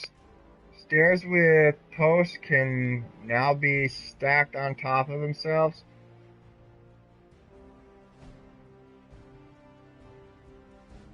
This will allow players to construct multiple levels 2x1 staircase without needing to use standalone posts. Nice. Stairs. Fix an issue preventing some objects from being placed on the floor beneath stairs with posts. Makes sense. Workshop. The outline that appears for valid resource extractor placement is now blue instead of green. Wall decor. Yeah, I think so. Where they did the color change for builds. Wall decor. Wall decor. Free state wall signs now correctly appear under the wall decor tab in the build menu. Okay. Okay. Challenges. Daily op enemies like cultists, blood eagles, robots, and etc. now correctly progress daily challenges that require the player to kill specific types of enemies. Daily ops. General. When leaving a daily ops, player are now correctly returned to the location where they joined the ops rather than the last fast travel location. Enemies. Fixed an issue causing certain daily op enemies to have lower defense than intended. Enemies. Upon completing the daily ops, enemies will now stop spawning and any that still remain will be automatically destroyed. Yeah. Mm-hmm.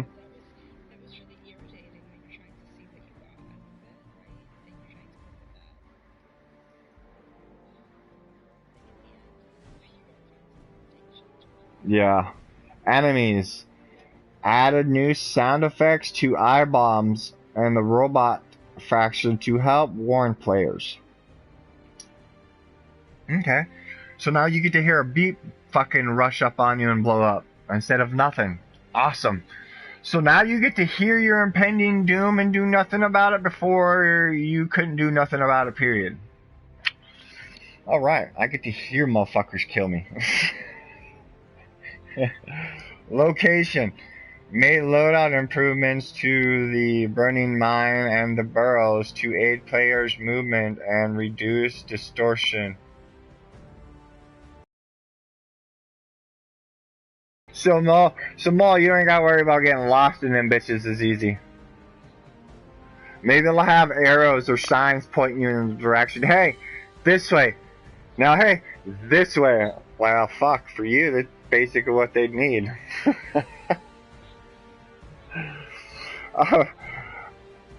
Operation report. Fix an issue that could cause the rare reward section of the operation report to appear blank after completing the daily ops quickly enough to reach an offer reward tier. Yes, that shit I knew happened. That shit happened a lot. No, but you already knew what it was. Gallery of signs. Gallery of signs. 9 out of 10. It's like, oh, did I get something good? It's Gallery of signs. Yeah, it got to a point where it's like, I'm not even doing it. Like, I could guarantee you I'm getting Galleria. Yeah, Galleria. Rare occasions you got those fucking disposal signs. Galleria. Right. Oh, you bet. I'm gonna stream it. I'm gonna stream it too. I'm gonna stream that shit. I'm gonna go in and do the first daily ops and be like, alright, we're doing polls right now. What do you think I'm gonna get? New shit? Or the Galleria signs? Galleria signs. I bet the poll will be like 100 Galleria signs and like 2 something new. I go and complete it. Galleria signs. Alright, you have it there, ladies and gentlemen. Galleria signs. Resilience. Fixed an issue in which resilient enemies sometimes did not die after players hit them with a valid melee attack. Yeah. Dealt with that shit enough times. Teams. Team leaders are no longer kicked from daily ops instances if the team disbands. Nice!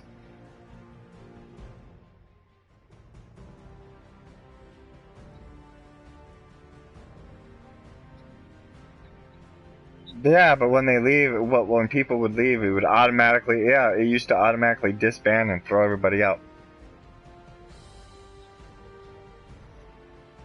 Well, no, it's because we always ran it, and when we were done, we would leave. Uplink mode. Increase the interaction speed of the uplink objective. Uplink mode. Fixed an issue in the burning mines that could cause not enough enemies to spawn during uplink mode. Okay, they got uplink mode taken care of. I'm good. Items. Right, totally not enough mole miners to deal with. Apparel. The camo ops, tactical ops, and vintage football outfits now correctly display on top of the player's armor. Oh, so it was doing that phase through shit on that? Okay, that's nice to know. Armor. Repairing a piece of broken armor while it is equipped no longer prevents that armor from applying its defensive bonus. Oh, well, fuck, I didn't even know that. For that, maybe that could have fucked. Maybe I could have been fucking myself and not even knowing it. Oh, nice. Headwear. The Fat Snatch Brahmin mask is now scrappable. I don't know anybody who would want to scrap it, but whatever. Power armor. I don't know. Well, if you do, then why not fucking show them off? Like most people do. Yeah. An enemy power armor chassis no longer occasionally appears when another player enters a set of power armor. That's interesting to know that that was a thing. Power armor. The hair and pack or park ranger power armor now have a pointed damage and radiation resistance. Appropriate. Yeah, there you go. Power armor. Yeah. Power armor. A you can't store that here error message no longer appears when attempting to transfer T65 or Strangler Heart power armor chassis or power armor piece from one power armor chassis to another. Power armor. Fixed a rare issue in which players could not exit their power armor or access the Pip-Boy. Weapons. The 44 pistol paint can now be correctly applied to the medical malpractice weapon. Yeah, right? Now that I know that it's a 44, no, fuck you. Yeah. Right. Now you find out it's a fucking 44 and you're like, sad face. I don't even want it now. Weapons. Damage number display when attacking with the savage or salvaged assaultron head now match the damage dealt. I'm still not going to use the fucking assaultron head.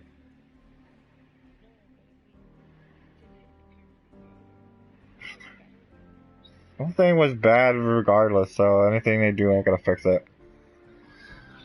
Weapon. Melee weapons now properly take condition damage when attacking. Okay, cool. Performance and stability. Client stability for Xbox, which was related to viewing the friends list. Client stability fixed a PS4 crash that occurred during fertile soil.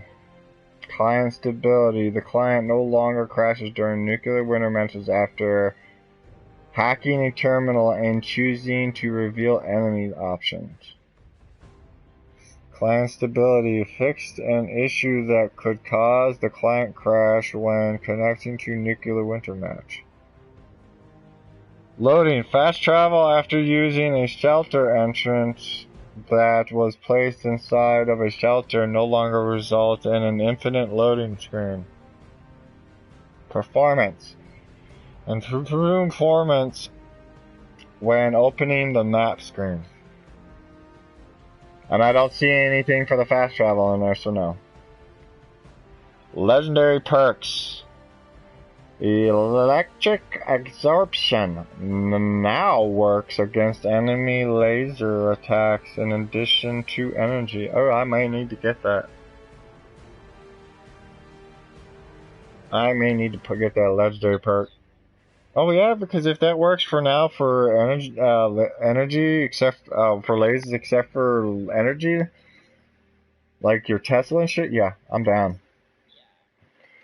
Quest and events. Early warnings. The quest objective finding heart coals at Abby's bunker now displays how many coals the player needs to collect. Or coils. Seasonal event. Fucking eh. Fat Snatch Day. Graham's Meat Cook will now display as completed in the Pip-Boy following the player's next successful completion of these events. Man, I've done so many of the fucking Fat Snatch Days, dude, fuck you. Fuck you rating your fucking earhole. Secrets revealed. Fix several issues with Digger and other Secret Service members that could prevent the quest from progressing. Okay. Sounds. Bobbleheads. The Charisma bobblehead now plays the appropriate sound effects when players consume it. Really? I don't fucking know what it played before. I've consumed. Well, I've consumed every bobblehead once, and that was it. That was it. Other than that, dude, I fucking either stacked them, store them, or sold them. Fuck, I don't know. Compound bow now plays appropriate sound effects if the player has no ammo when they attempt to fire. Really? So you're gonna hear a boop, boop, boop, boop. No, I bet you it just makes that fucking sound. Boop, boop. Like you're just pulling a string and flicking it.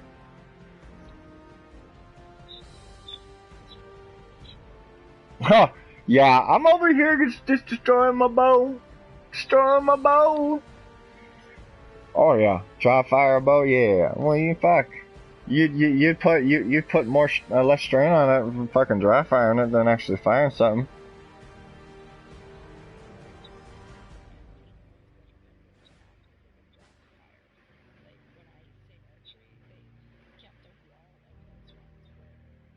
Because they would literally snap right where you would be holding it.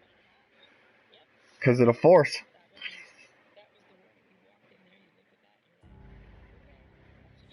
Don't dry fire, motherfucker.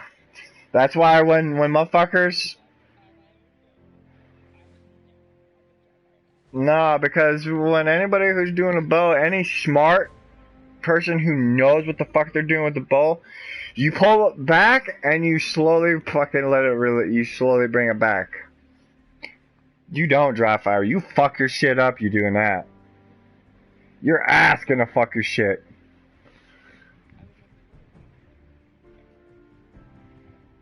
Yeah. Mm-hmm. Alright, I'm gonna finish off this, and then when we get to user interface, we're gonna take a break. Get up, yep, get up, stretch. Alright. For now, another 2 to 6. Another 2 to 6. 6 hours is roughly to say. Around in that price, around in that range. Yep. Yeah, if there's somebody who wants to be the person to be checking and keep us posted when it's available, because as it sits, I can't check, because that would require me to shut down my stream and restart it back up.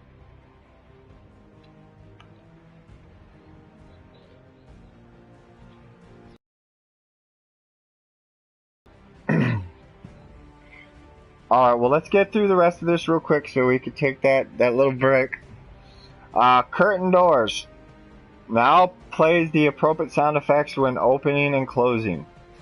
Emotes. The left emote sound effect now stops playing if the emote is interrupted before completion. Eyebots. No longer bah like an imposter's chief squash when they explode. Damn, that's sad. That's sad. I enjoyed that. The rustic watermill now plays the appropriate sound effects when destroyed. I don't think I have the rust. I don't know. I think I do. I don't know. I don't know. I think that may have been the Fallout first one. The next one is the user interface. We got a nice little list here, and then it'll be worlds, and that'll be it.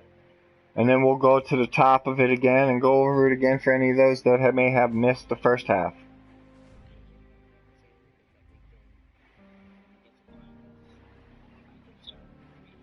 Yep.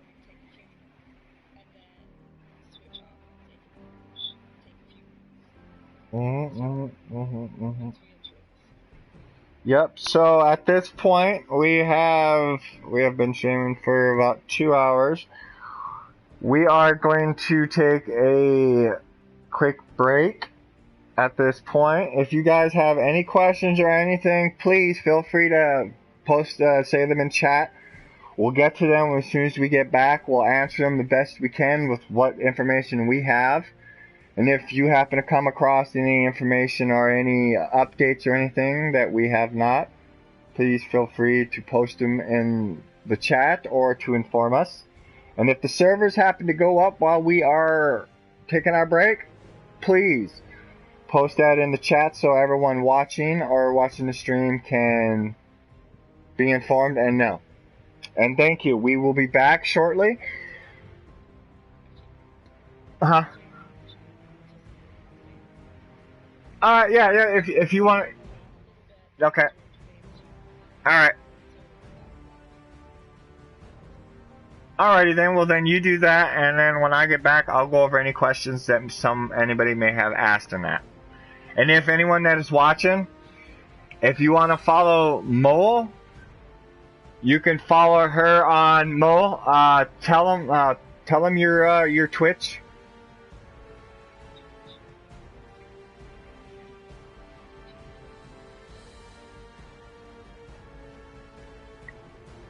Yeah. She just started streaming and whatnot. And I will be back. Hey, what's up, guys?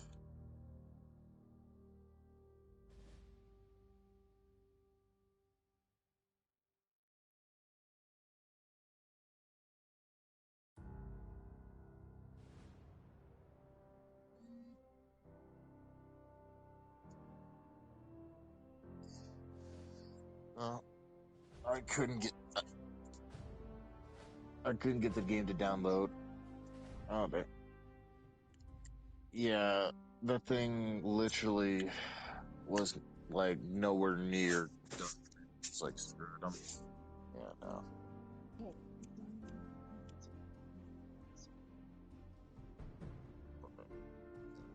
But how was it though?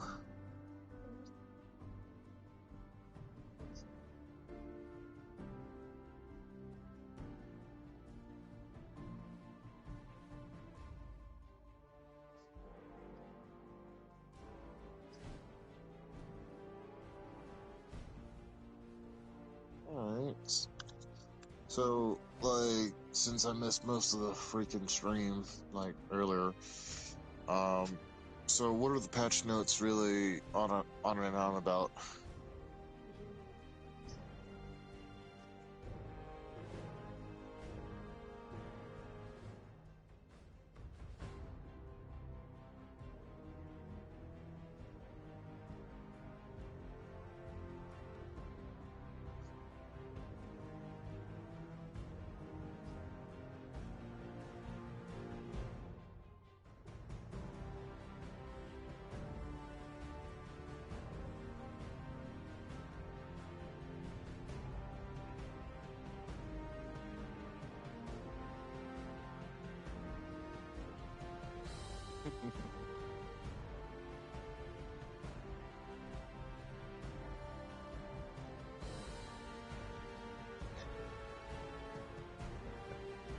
Heck yeah, people.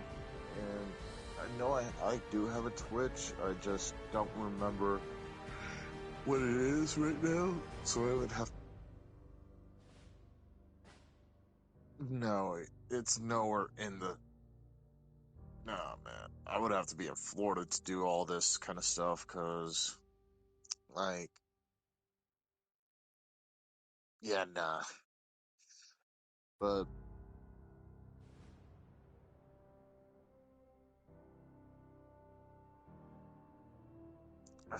limited is putting it mildly, people. Like, I am completely near a.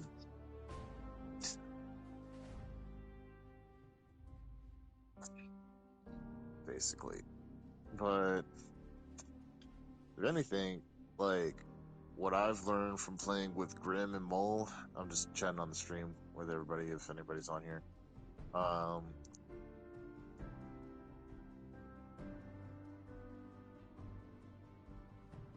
yeah, okay.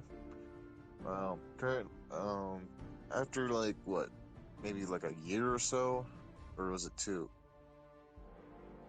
I think it's like two now, going on three, since we've known each other. And 76 was basically like the basis of our whole entire friendship. Like, when it came to nuclear winter, like I know everybody was like randomly teaming up with people, and then I happened to be in the random squad with Mole, and then Mole happens to know Grim, and then that's when the triple trifecta kind of, you know, set its course.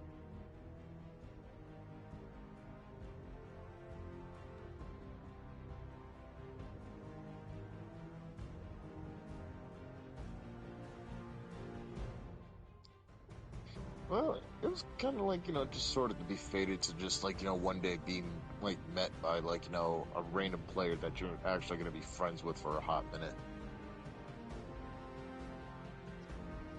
Oh yeah.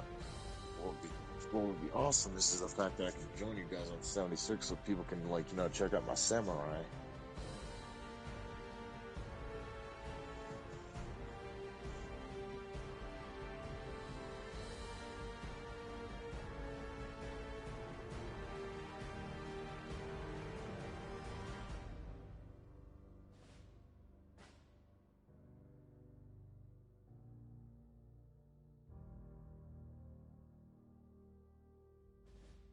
Well, are the servers still down?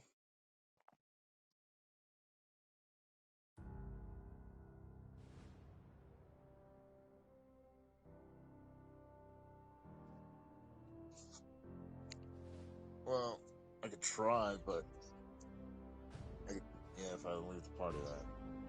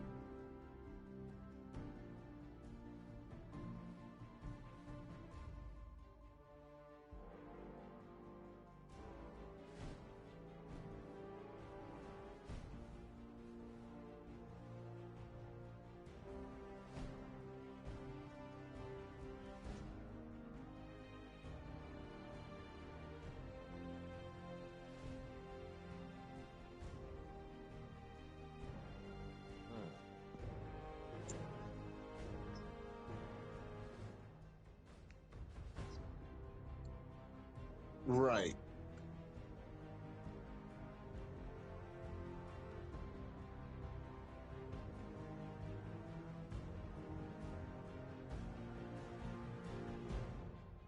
Like, but, like they're specifically naming the fact that certain people are having issues with the power armor and, like, their controller. Yeah.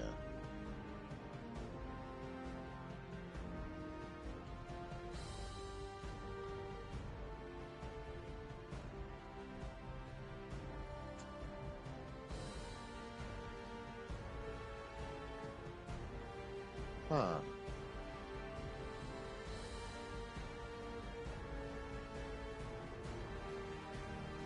Oh, now that's actually pretty cool.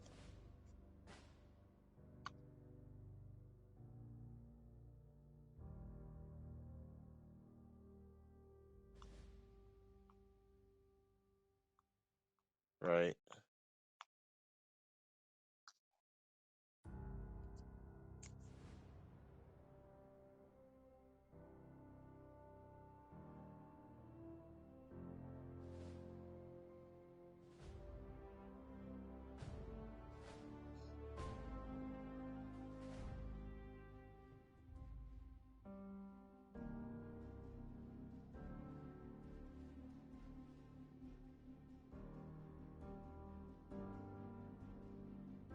Huh.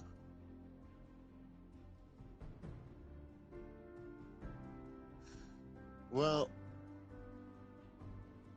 I mean, for some people who think that they're like already level 500 and then go back to level 1, yeah, I can actually agree with that.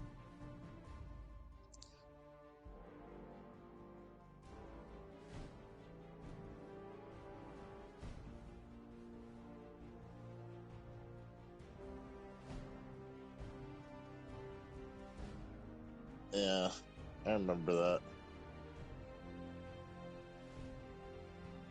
I think I might actually have to buy the hard copy disc for 76.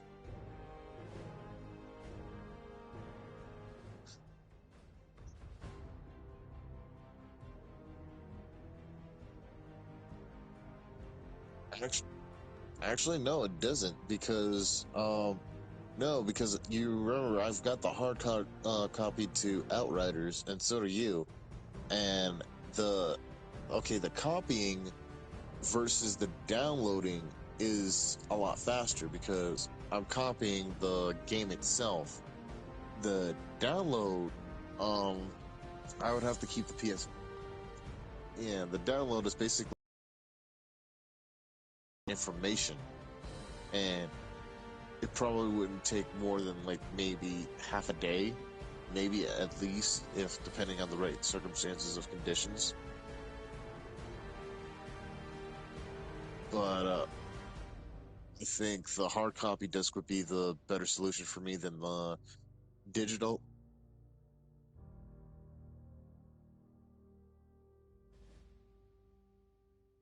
Well,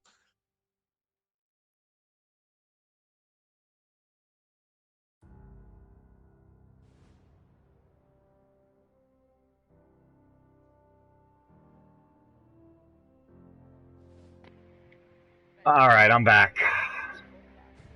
uh, what's up, bro? What up? What up? All right, did you go over the last stuff?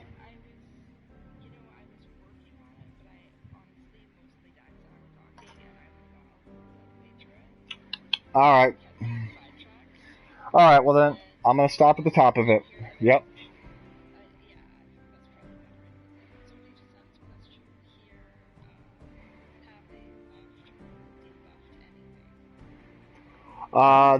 From what I've seen, they've only buffed the melee's consistency of it hitting its target. That's about all I've seen in anything Uh, of buffing wise in weapons. That's it. It's basically they were just like, all right, we're gonna make melees hit more consistently.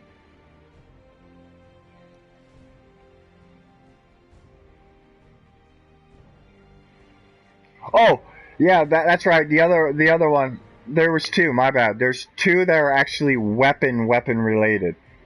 One is the one I told you about, and the other one is the Assaultron head.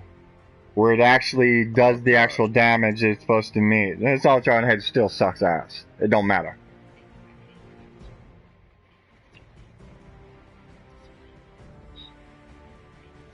Mm-hmm. Yeah.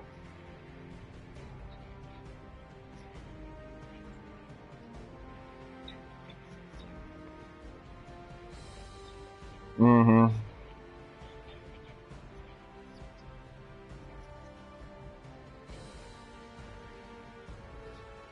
Yeah, What's I got. that? Alright, alright. I'm gonna stop you there so we can get through this and get back up to the top for people who have missed the first half. User interface controls fixed an issue that could occasionally cause the game controls to lock up when exiting a workbench. Controls. The game controls no longer lock up for a player who is using a power armor station in someone else's camp when the owner logs out. Alright. Alright. Controls.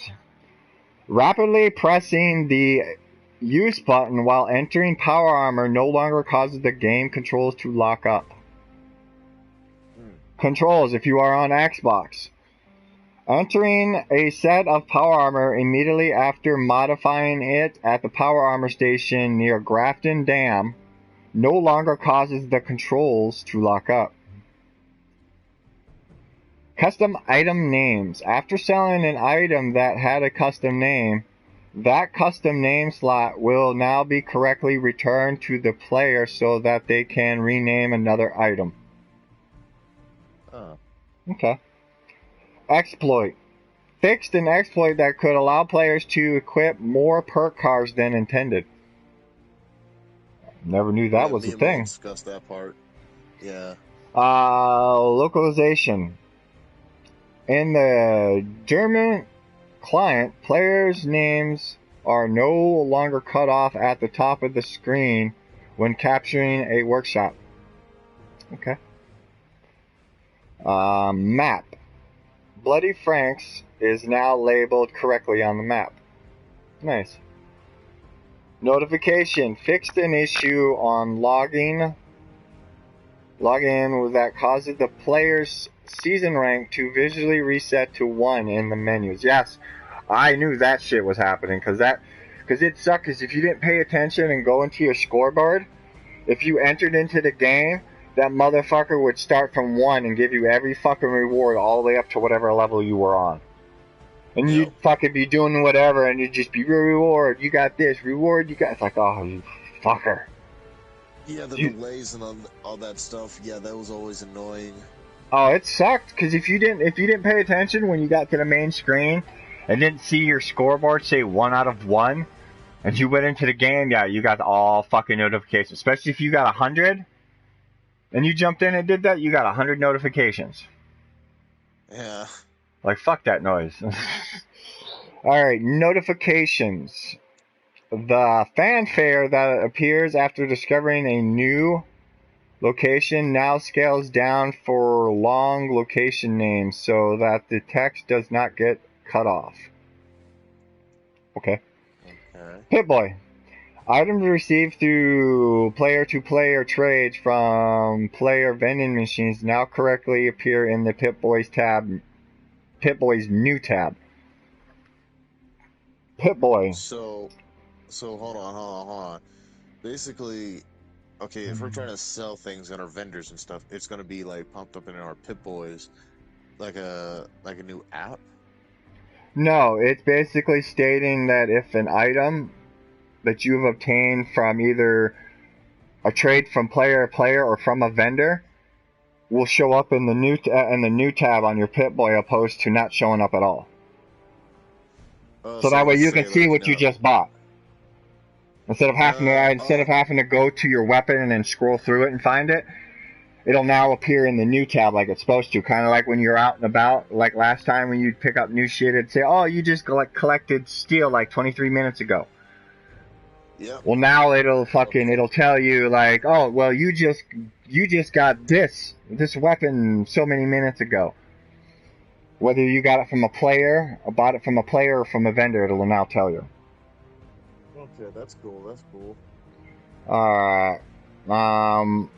Pip-Boy. When viewing a weapon's stats in the Pip-Boy, the damage number display in the item card and in the lower right corner of the weapon tab are now consistent. Okay, nice. Pip-Boy. Stats from items in the Pip-Boy new tab no longer persist if the player consumes or drops that item. Pip-Boy. Items from the Pip-Boy's new or from the Pip-Boy's item tab no longer sometimes appear when viewing the effects tab. Social. Player icons no longer disappear from the recent players menu when players exit the game. Okay. That's good. Social. Opening the context menu on a player's name in the friends list and then switching tabs no longer prevents the player from scrolling through social menu options. Okay. Tutorials. The tutorial pop-up for building inside of shelter will now only appear once. Cool. Welcome back. World. General. Fix several locations throughout Appalachia where players could see out of world. Hey, listen! Pathing. Fixed a number of objects in world that players could path through or clip into. Maybe. Maybe they did fix this societal thing. Well, Pathing. I want to know.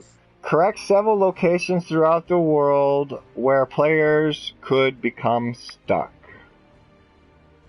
Oh, yeah. The ash heap. Added missing radiation hazards to fires inside of abandoned mine shaft in the ash heap. And last but not least, Vault-Tec University. Players can now enter the Vault-Tec University instance while on a team. And that is that. Back to the top of the update. For all those that have been here, Nuclear winter? yeah, they were set for nuclear winter. We'll be going over it here shortly again from the top. I'm gonna let Mold start off this time. Well, before we get started, for those that are just joining, and we'll be going over them from the top, and those that have been here, and you got any questions or anything that you need to ask or state about how you feel about this update. Oh, and by the way, is anybody checking to see if the servers are still down? Because I can't. I did, still. And yeah, they're still down. Oh, so your game finally downloaded all the way? No. Oh. I just checked online. Oh, you checked it online. Gotcha. That fucking works. That works right there. Yep, that's the shit right there I'm talking about. Yeah. Well, see, that's why you get paid the big bucks. Yep. And you're doing it well. Right. This is the triple trifecta I was talking about, folks. Like, you know, the hemorrhoid and Mark. And then Bambi. Hi, I'm Hemorrhoid. I'm Bambi.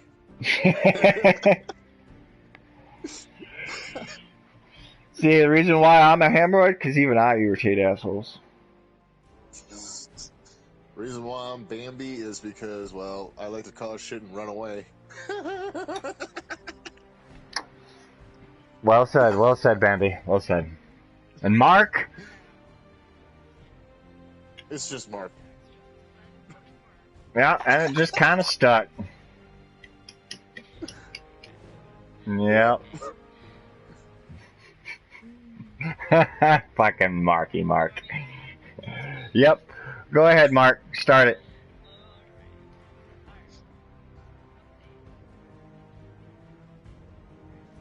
Nah.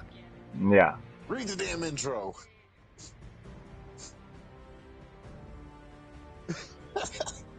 Hey, I'll read the intro for you. all the crazy fans out Fallout there. 76 Lock and Loaded Update Notes, April 27, 2021. Welcome to Lock and Loaded Update for Fallout 76, which contains an all-new season, scoreboard, and slot features, a major expansion for daily ops, and much more. Read on to catch the details.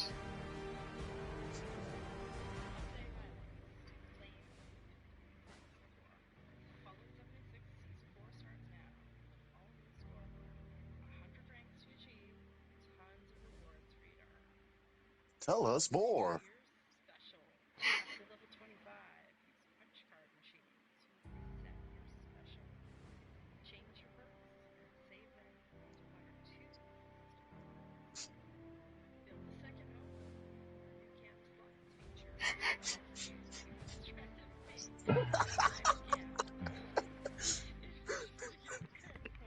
Wow, Mo. Well, no, I just like how you're taking my what I was doing when I was saying it, and you're like, yeah, I like that rhythm. It Oh sells my it, God, sells dude, the way it. Is it really? bro, she was trying to be like a bad salesman woman, like, well, if you sign on here now, you also receive this and that. It's just Vending and hilarious, bro. display updates. Oh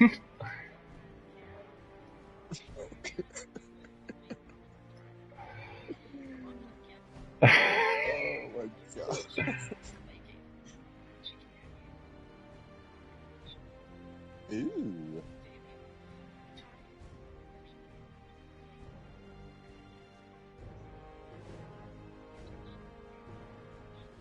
Yeah.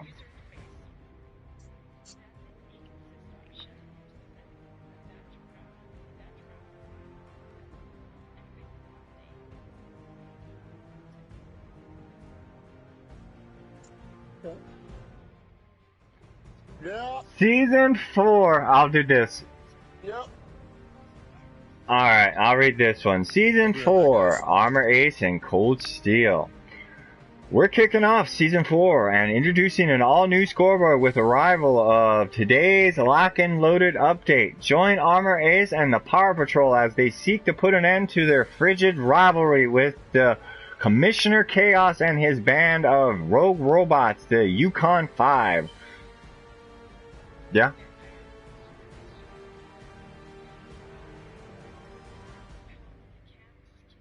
Two.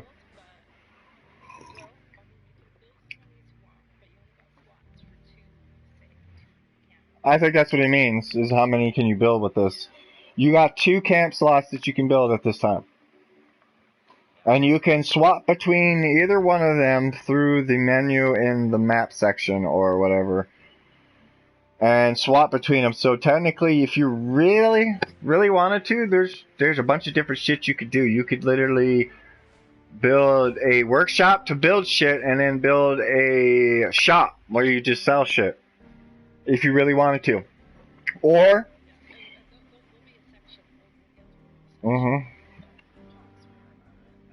Yeah.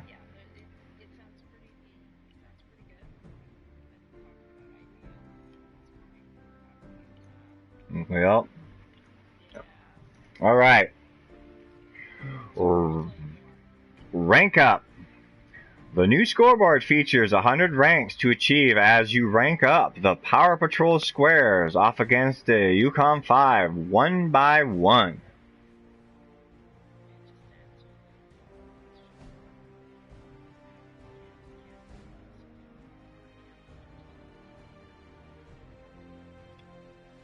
New rewards. As always, we've added a host of new rewards that you will unlock as you rank up, including power armor paint, weapon skins, outfit themed cosmetic, camp items, in-game currency, consumable perk cards, and more. We've also added prior season rewards, the speed bag and perfect bubblegum to the crater and foundation to be purchased with gold bullion. Additionally, we've once again added several bonus rewards that Fallout First members can claim at certain rank milestones in addition to the normal rewards those ranks offer. Manicanos. This season introduces mannequins, which are a display case you can show off some of your favorite outfits, headwear, Under Armour, and backpacks that you've collected. You can claim the male and female Manicanos for your camp by reaching rank 25 on the Season 4 scoreboard.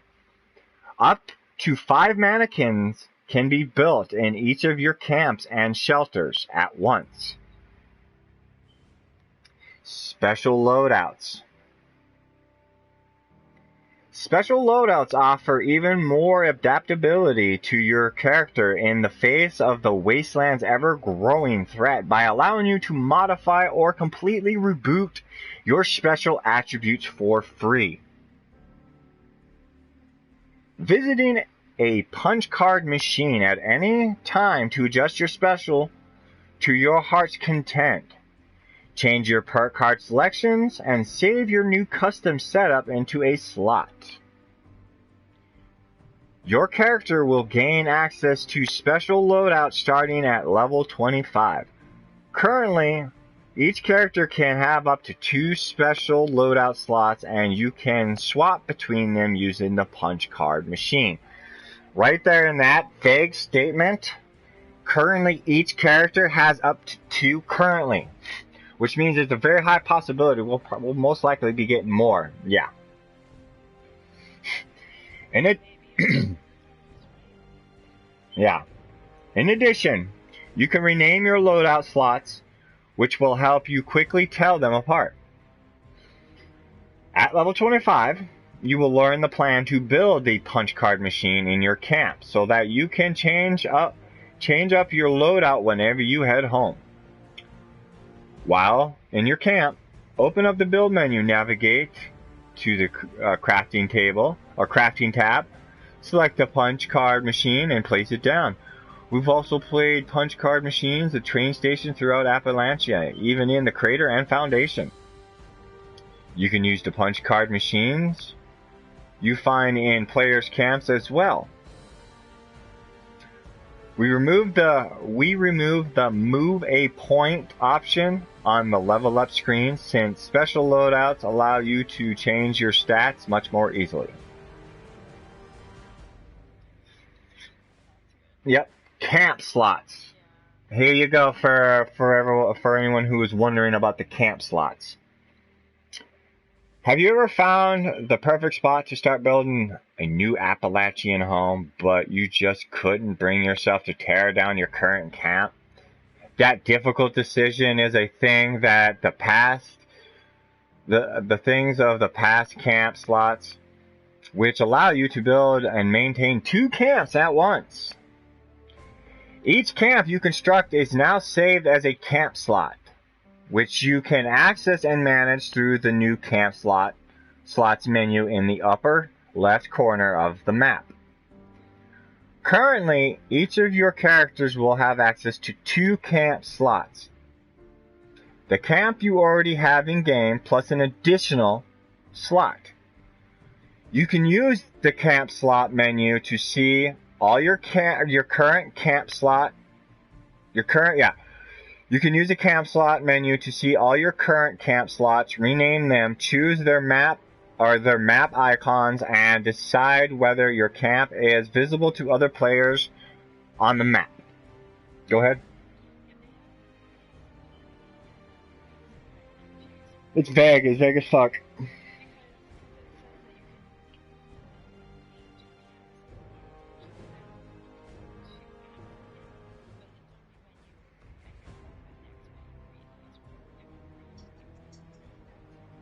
Nope.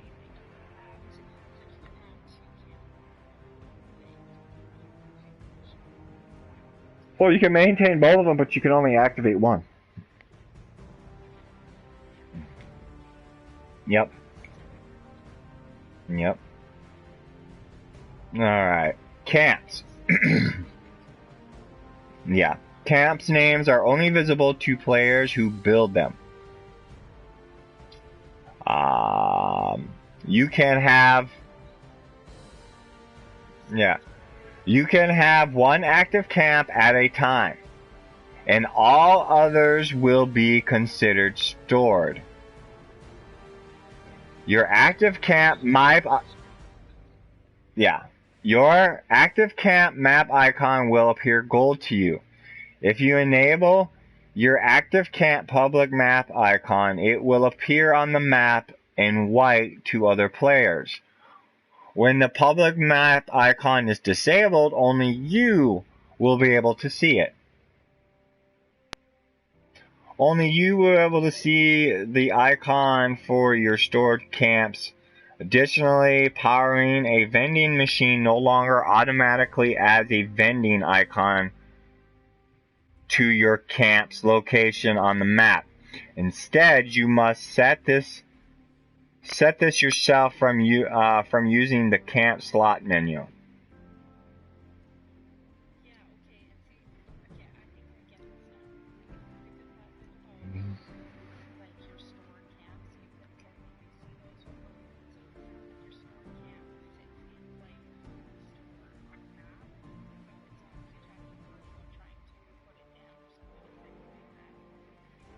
No.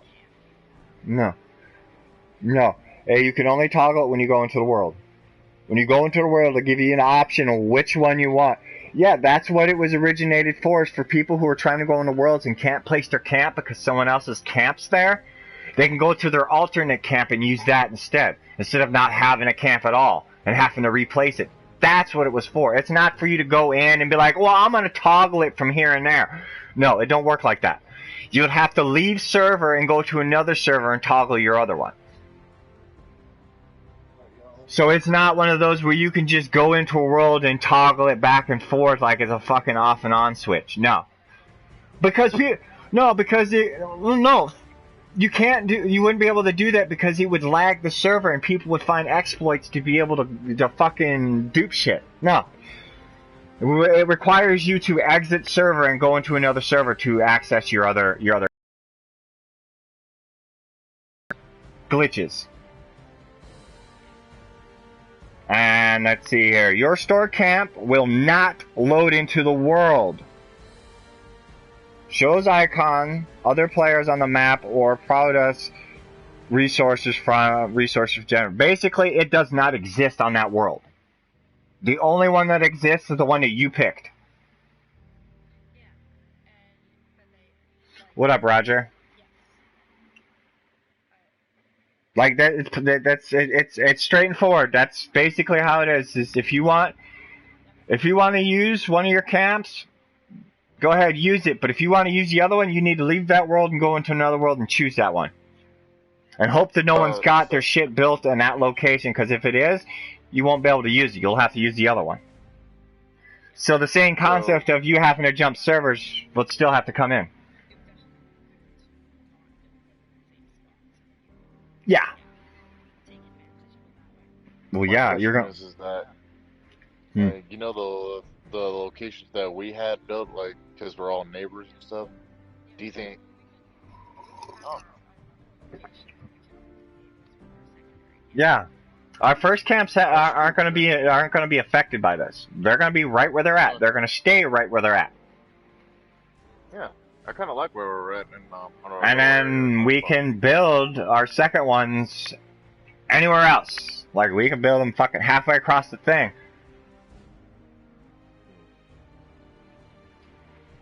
Much appreciated, Roger, for the friend request and whatnot. I'll accept it here in a little bit. Let's see here. Alright, now the vending machines and display case update.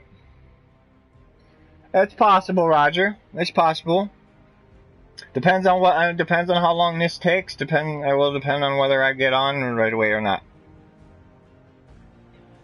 Much appreciate the follow, Roger.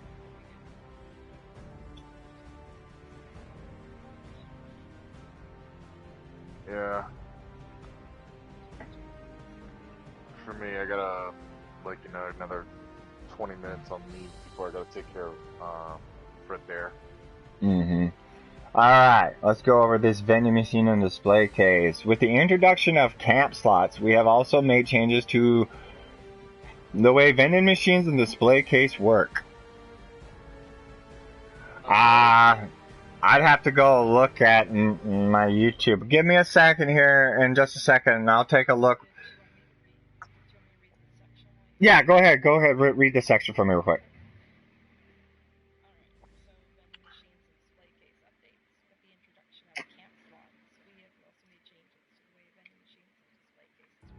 $60.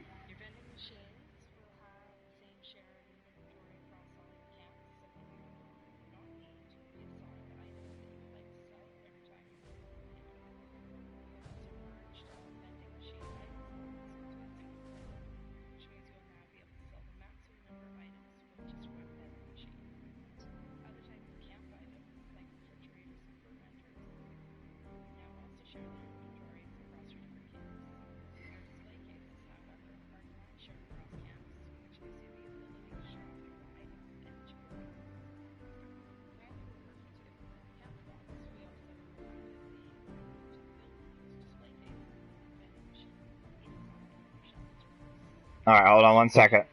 Hold on right there. Roger, I'm like 356. Yeah, I'm 356 in Fallout. I've been playing since day one. Yeah, and I got 60 subscribers on my YouTube. Getting there. Slowly but surely. Yep, go ahead, continue.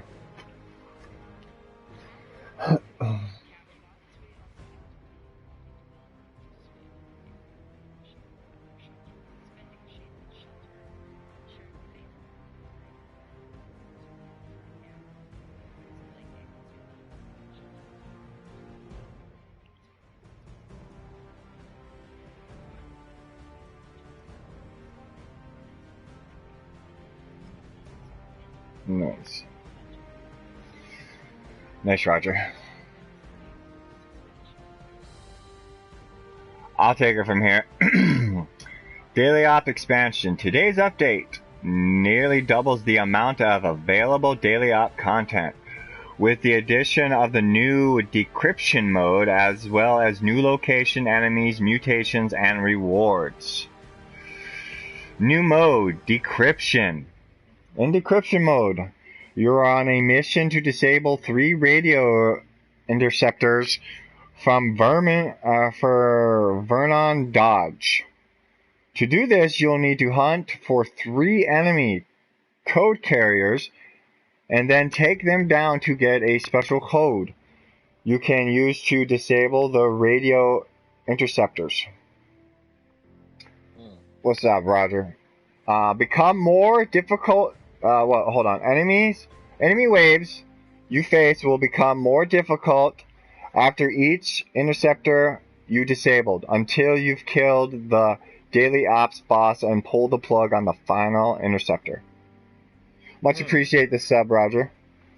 New mutations. Enemies in Decryption have a new default mutation called Savage Strike, which makes their attacks more deadly and causes them to ignore your armor resistance.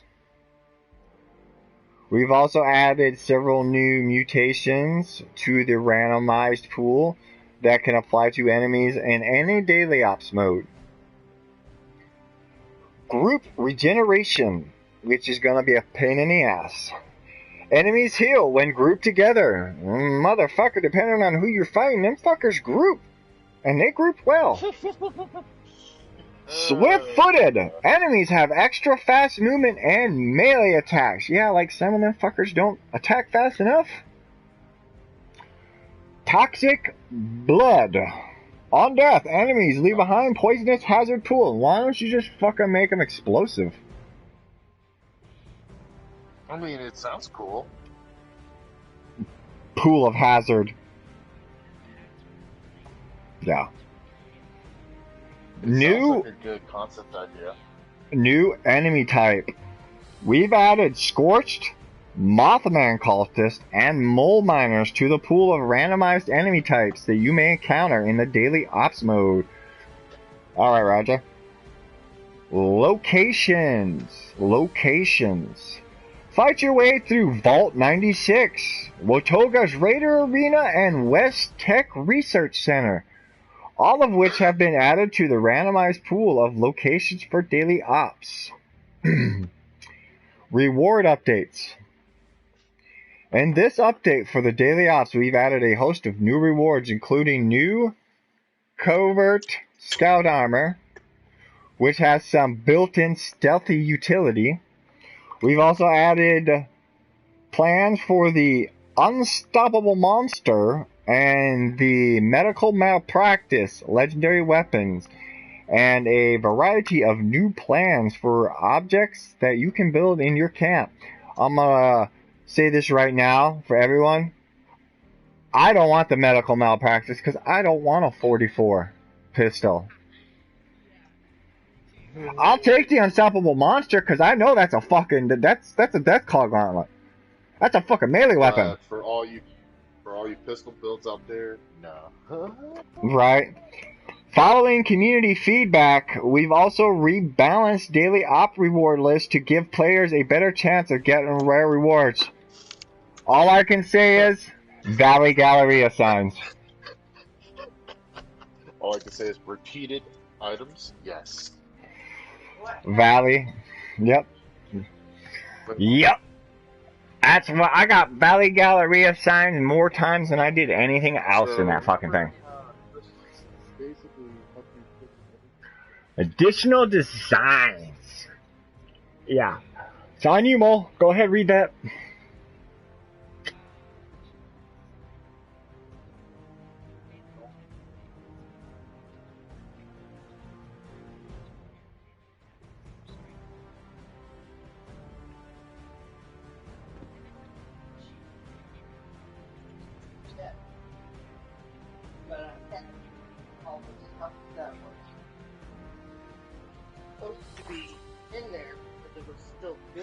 Nice. Wow. I don't know, you might want to talk to Chris on that one, because I was the last person to go to the kitchen that I was supposed to. No, my problem is with that real quick. VATS, motherfucker, VATS. You don't need aim assist. You got VATS. V-A-T-S. All cap. Just saying.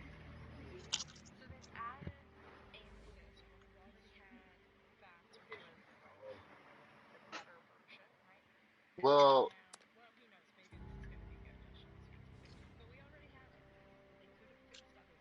Alright, one second, everybody. Like Hold on before I say anything. I gotta step away for a second. I will be right back, but continue reading your thing. okay.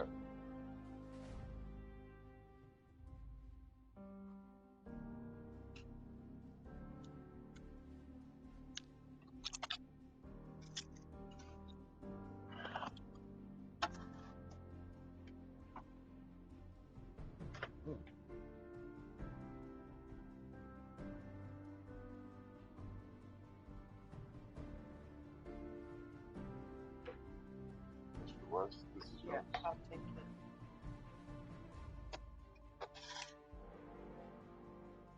it. No, I didn't.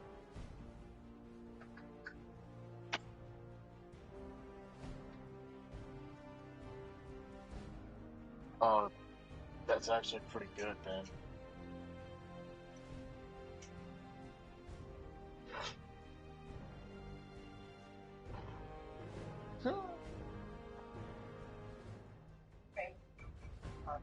You're good.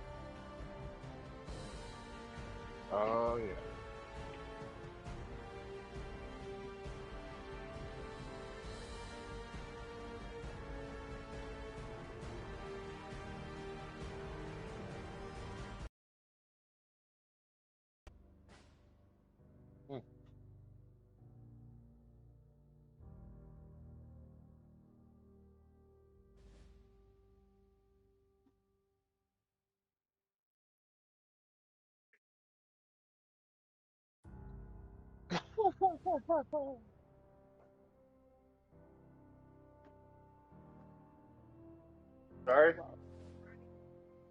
Okay.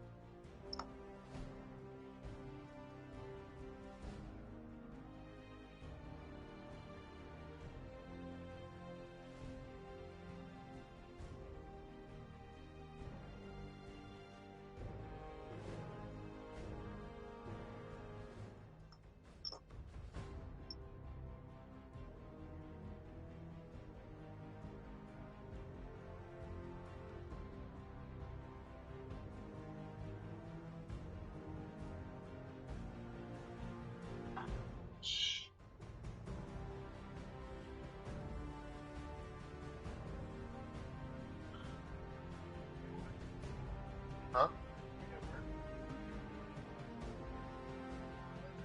I stopped downloading it because it hit 99 plus hours for only 4 gigs. No, it's not.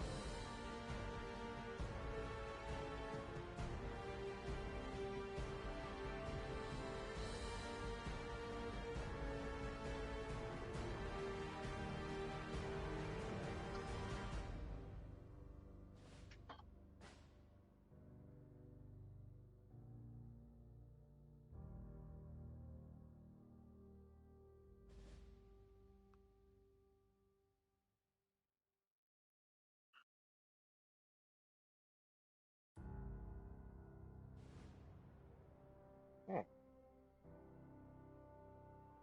Mhm.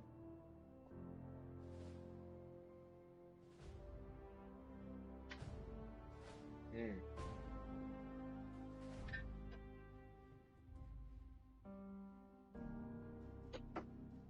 Mhm.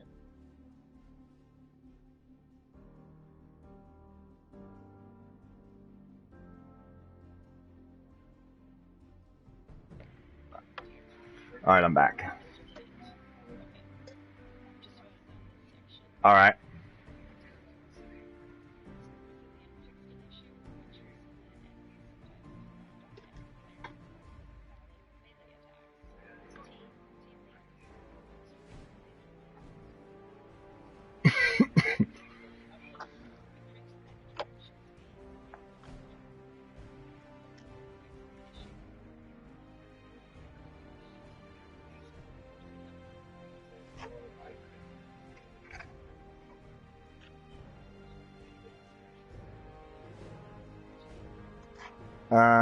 I'll go items. Apparel. The camo op, tactical ops, and vintage football outfits now correctly display on top of the player's armor. What? Did I miss something? Oh no, I'm talking to Dax. I gotta head off. Alright, Dax, you have a good day. Armor.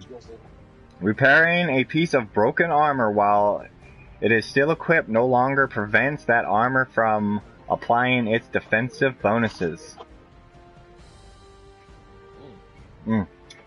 Headwear. The Moonshine Mama and Old Man Summer Fatchnats mask can now be assigned to display case.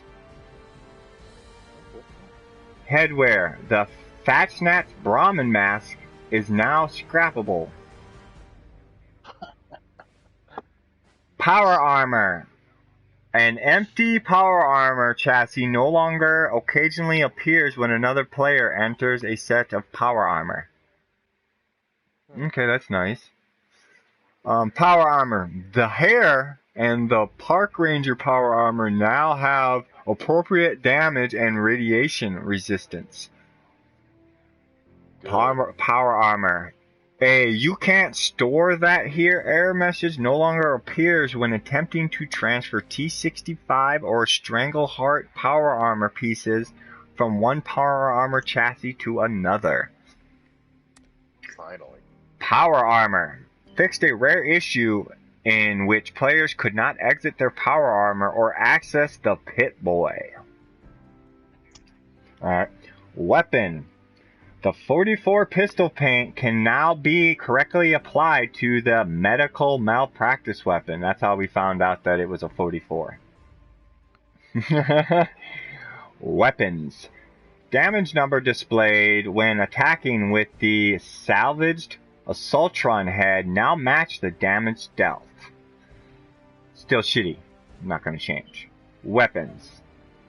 Melee weapons now properly take condition damage when attacking. Performance and stability. Client stability for the Xbox. Crash related to viewing the friends list. Client stability fixed for PlayStation 4 when it would occur. Crash would occur during Fertile Soil event. Client stability. The client no longer crashes during nuclear winter after hacking a terminal and revealing all enemies. Client stability. Fix an issue that could occur causing you to disconnect during nuclear winter matches. Loading. Fast travel after using a shelter entrance that was placed inside the shelter no longer results in an infinite loading screen. Performance. Improved performance when opening the map screen. Legendary perks. Electric absorption. Now works against enemy laser attacks in addition to energy attacks, which now makes it more plausible to use.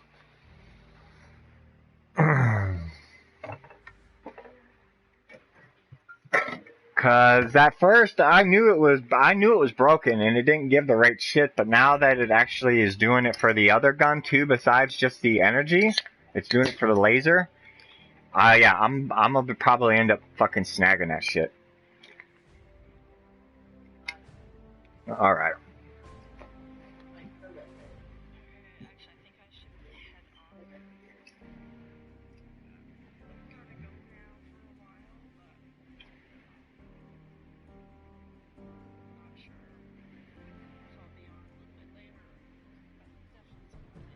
Well, I'm gonna finish off this quest in advance, and then I'm gonna restart my shit, and that way that the game is all up to date. So anyone that is watching, I will be back. But I'm gonna finish off this quest in advance if you want to stick around for this real quick. Early warnings. The quest objective, finding heart coils at Abby's bunker, now displays how many coils the player needs to collect. Seasonal events. The Fatchnats Day and Graham's Meat Cook will now display as completed in the Pip-Boy following the player's next successful completion of these events. Secrets revealed. Fixed several issues with Digger and other Secret Service members that could prevent the quest from progressing. Alright, with that being said, I am going to end the stream, and I will be back with the stream again. And appreciate all those that have stopped by, and those that have stopped by in moles. Please hit that like and subscribe.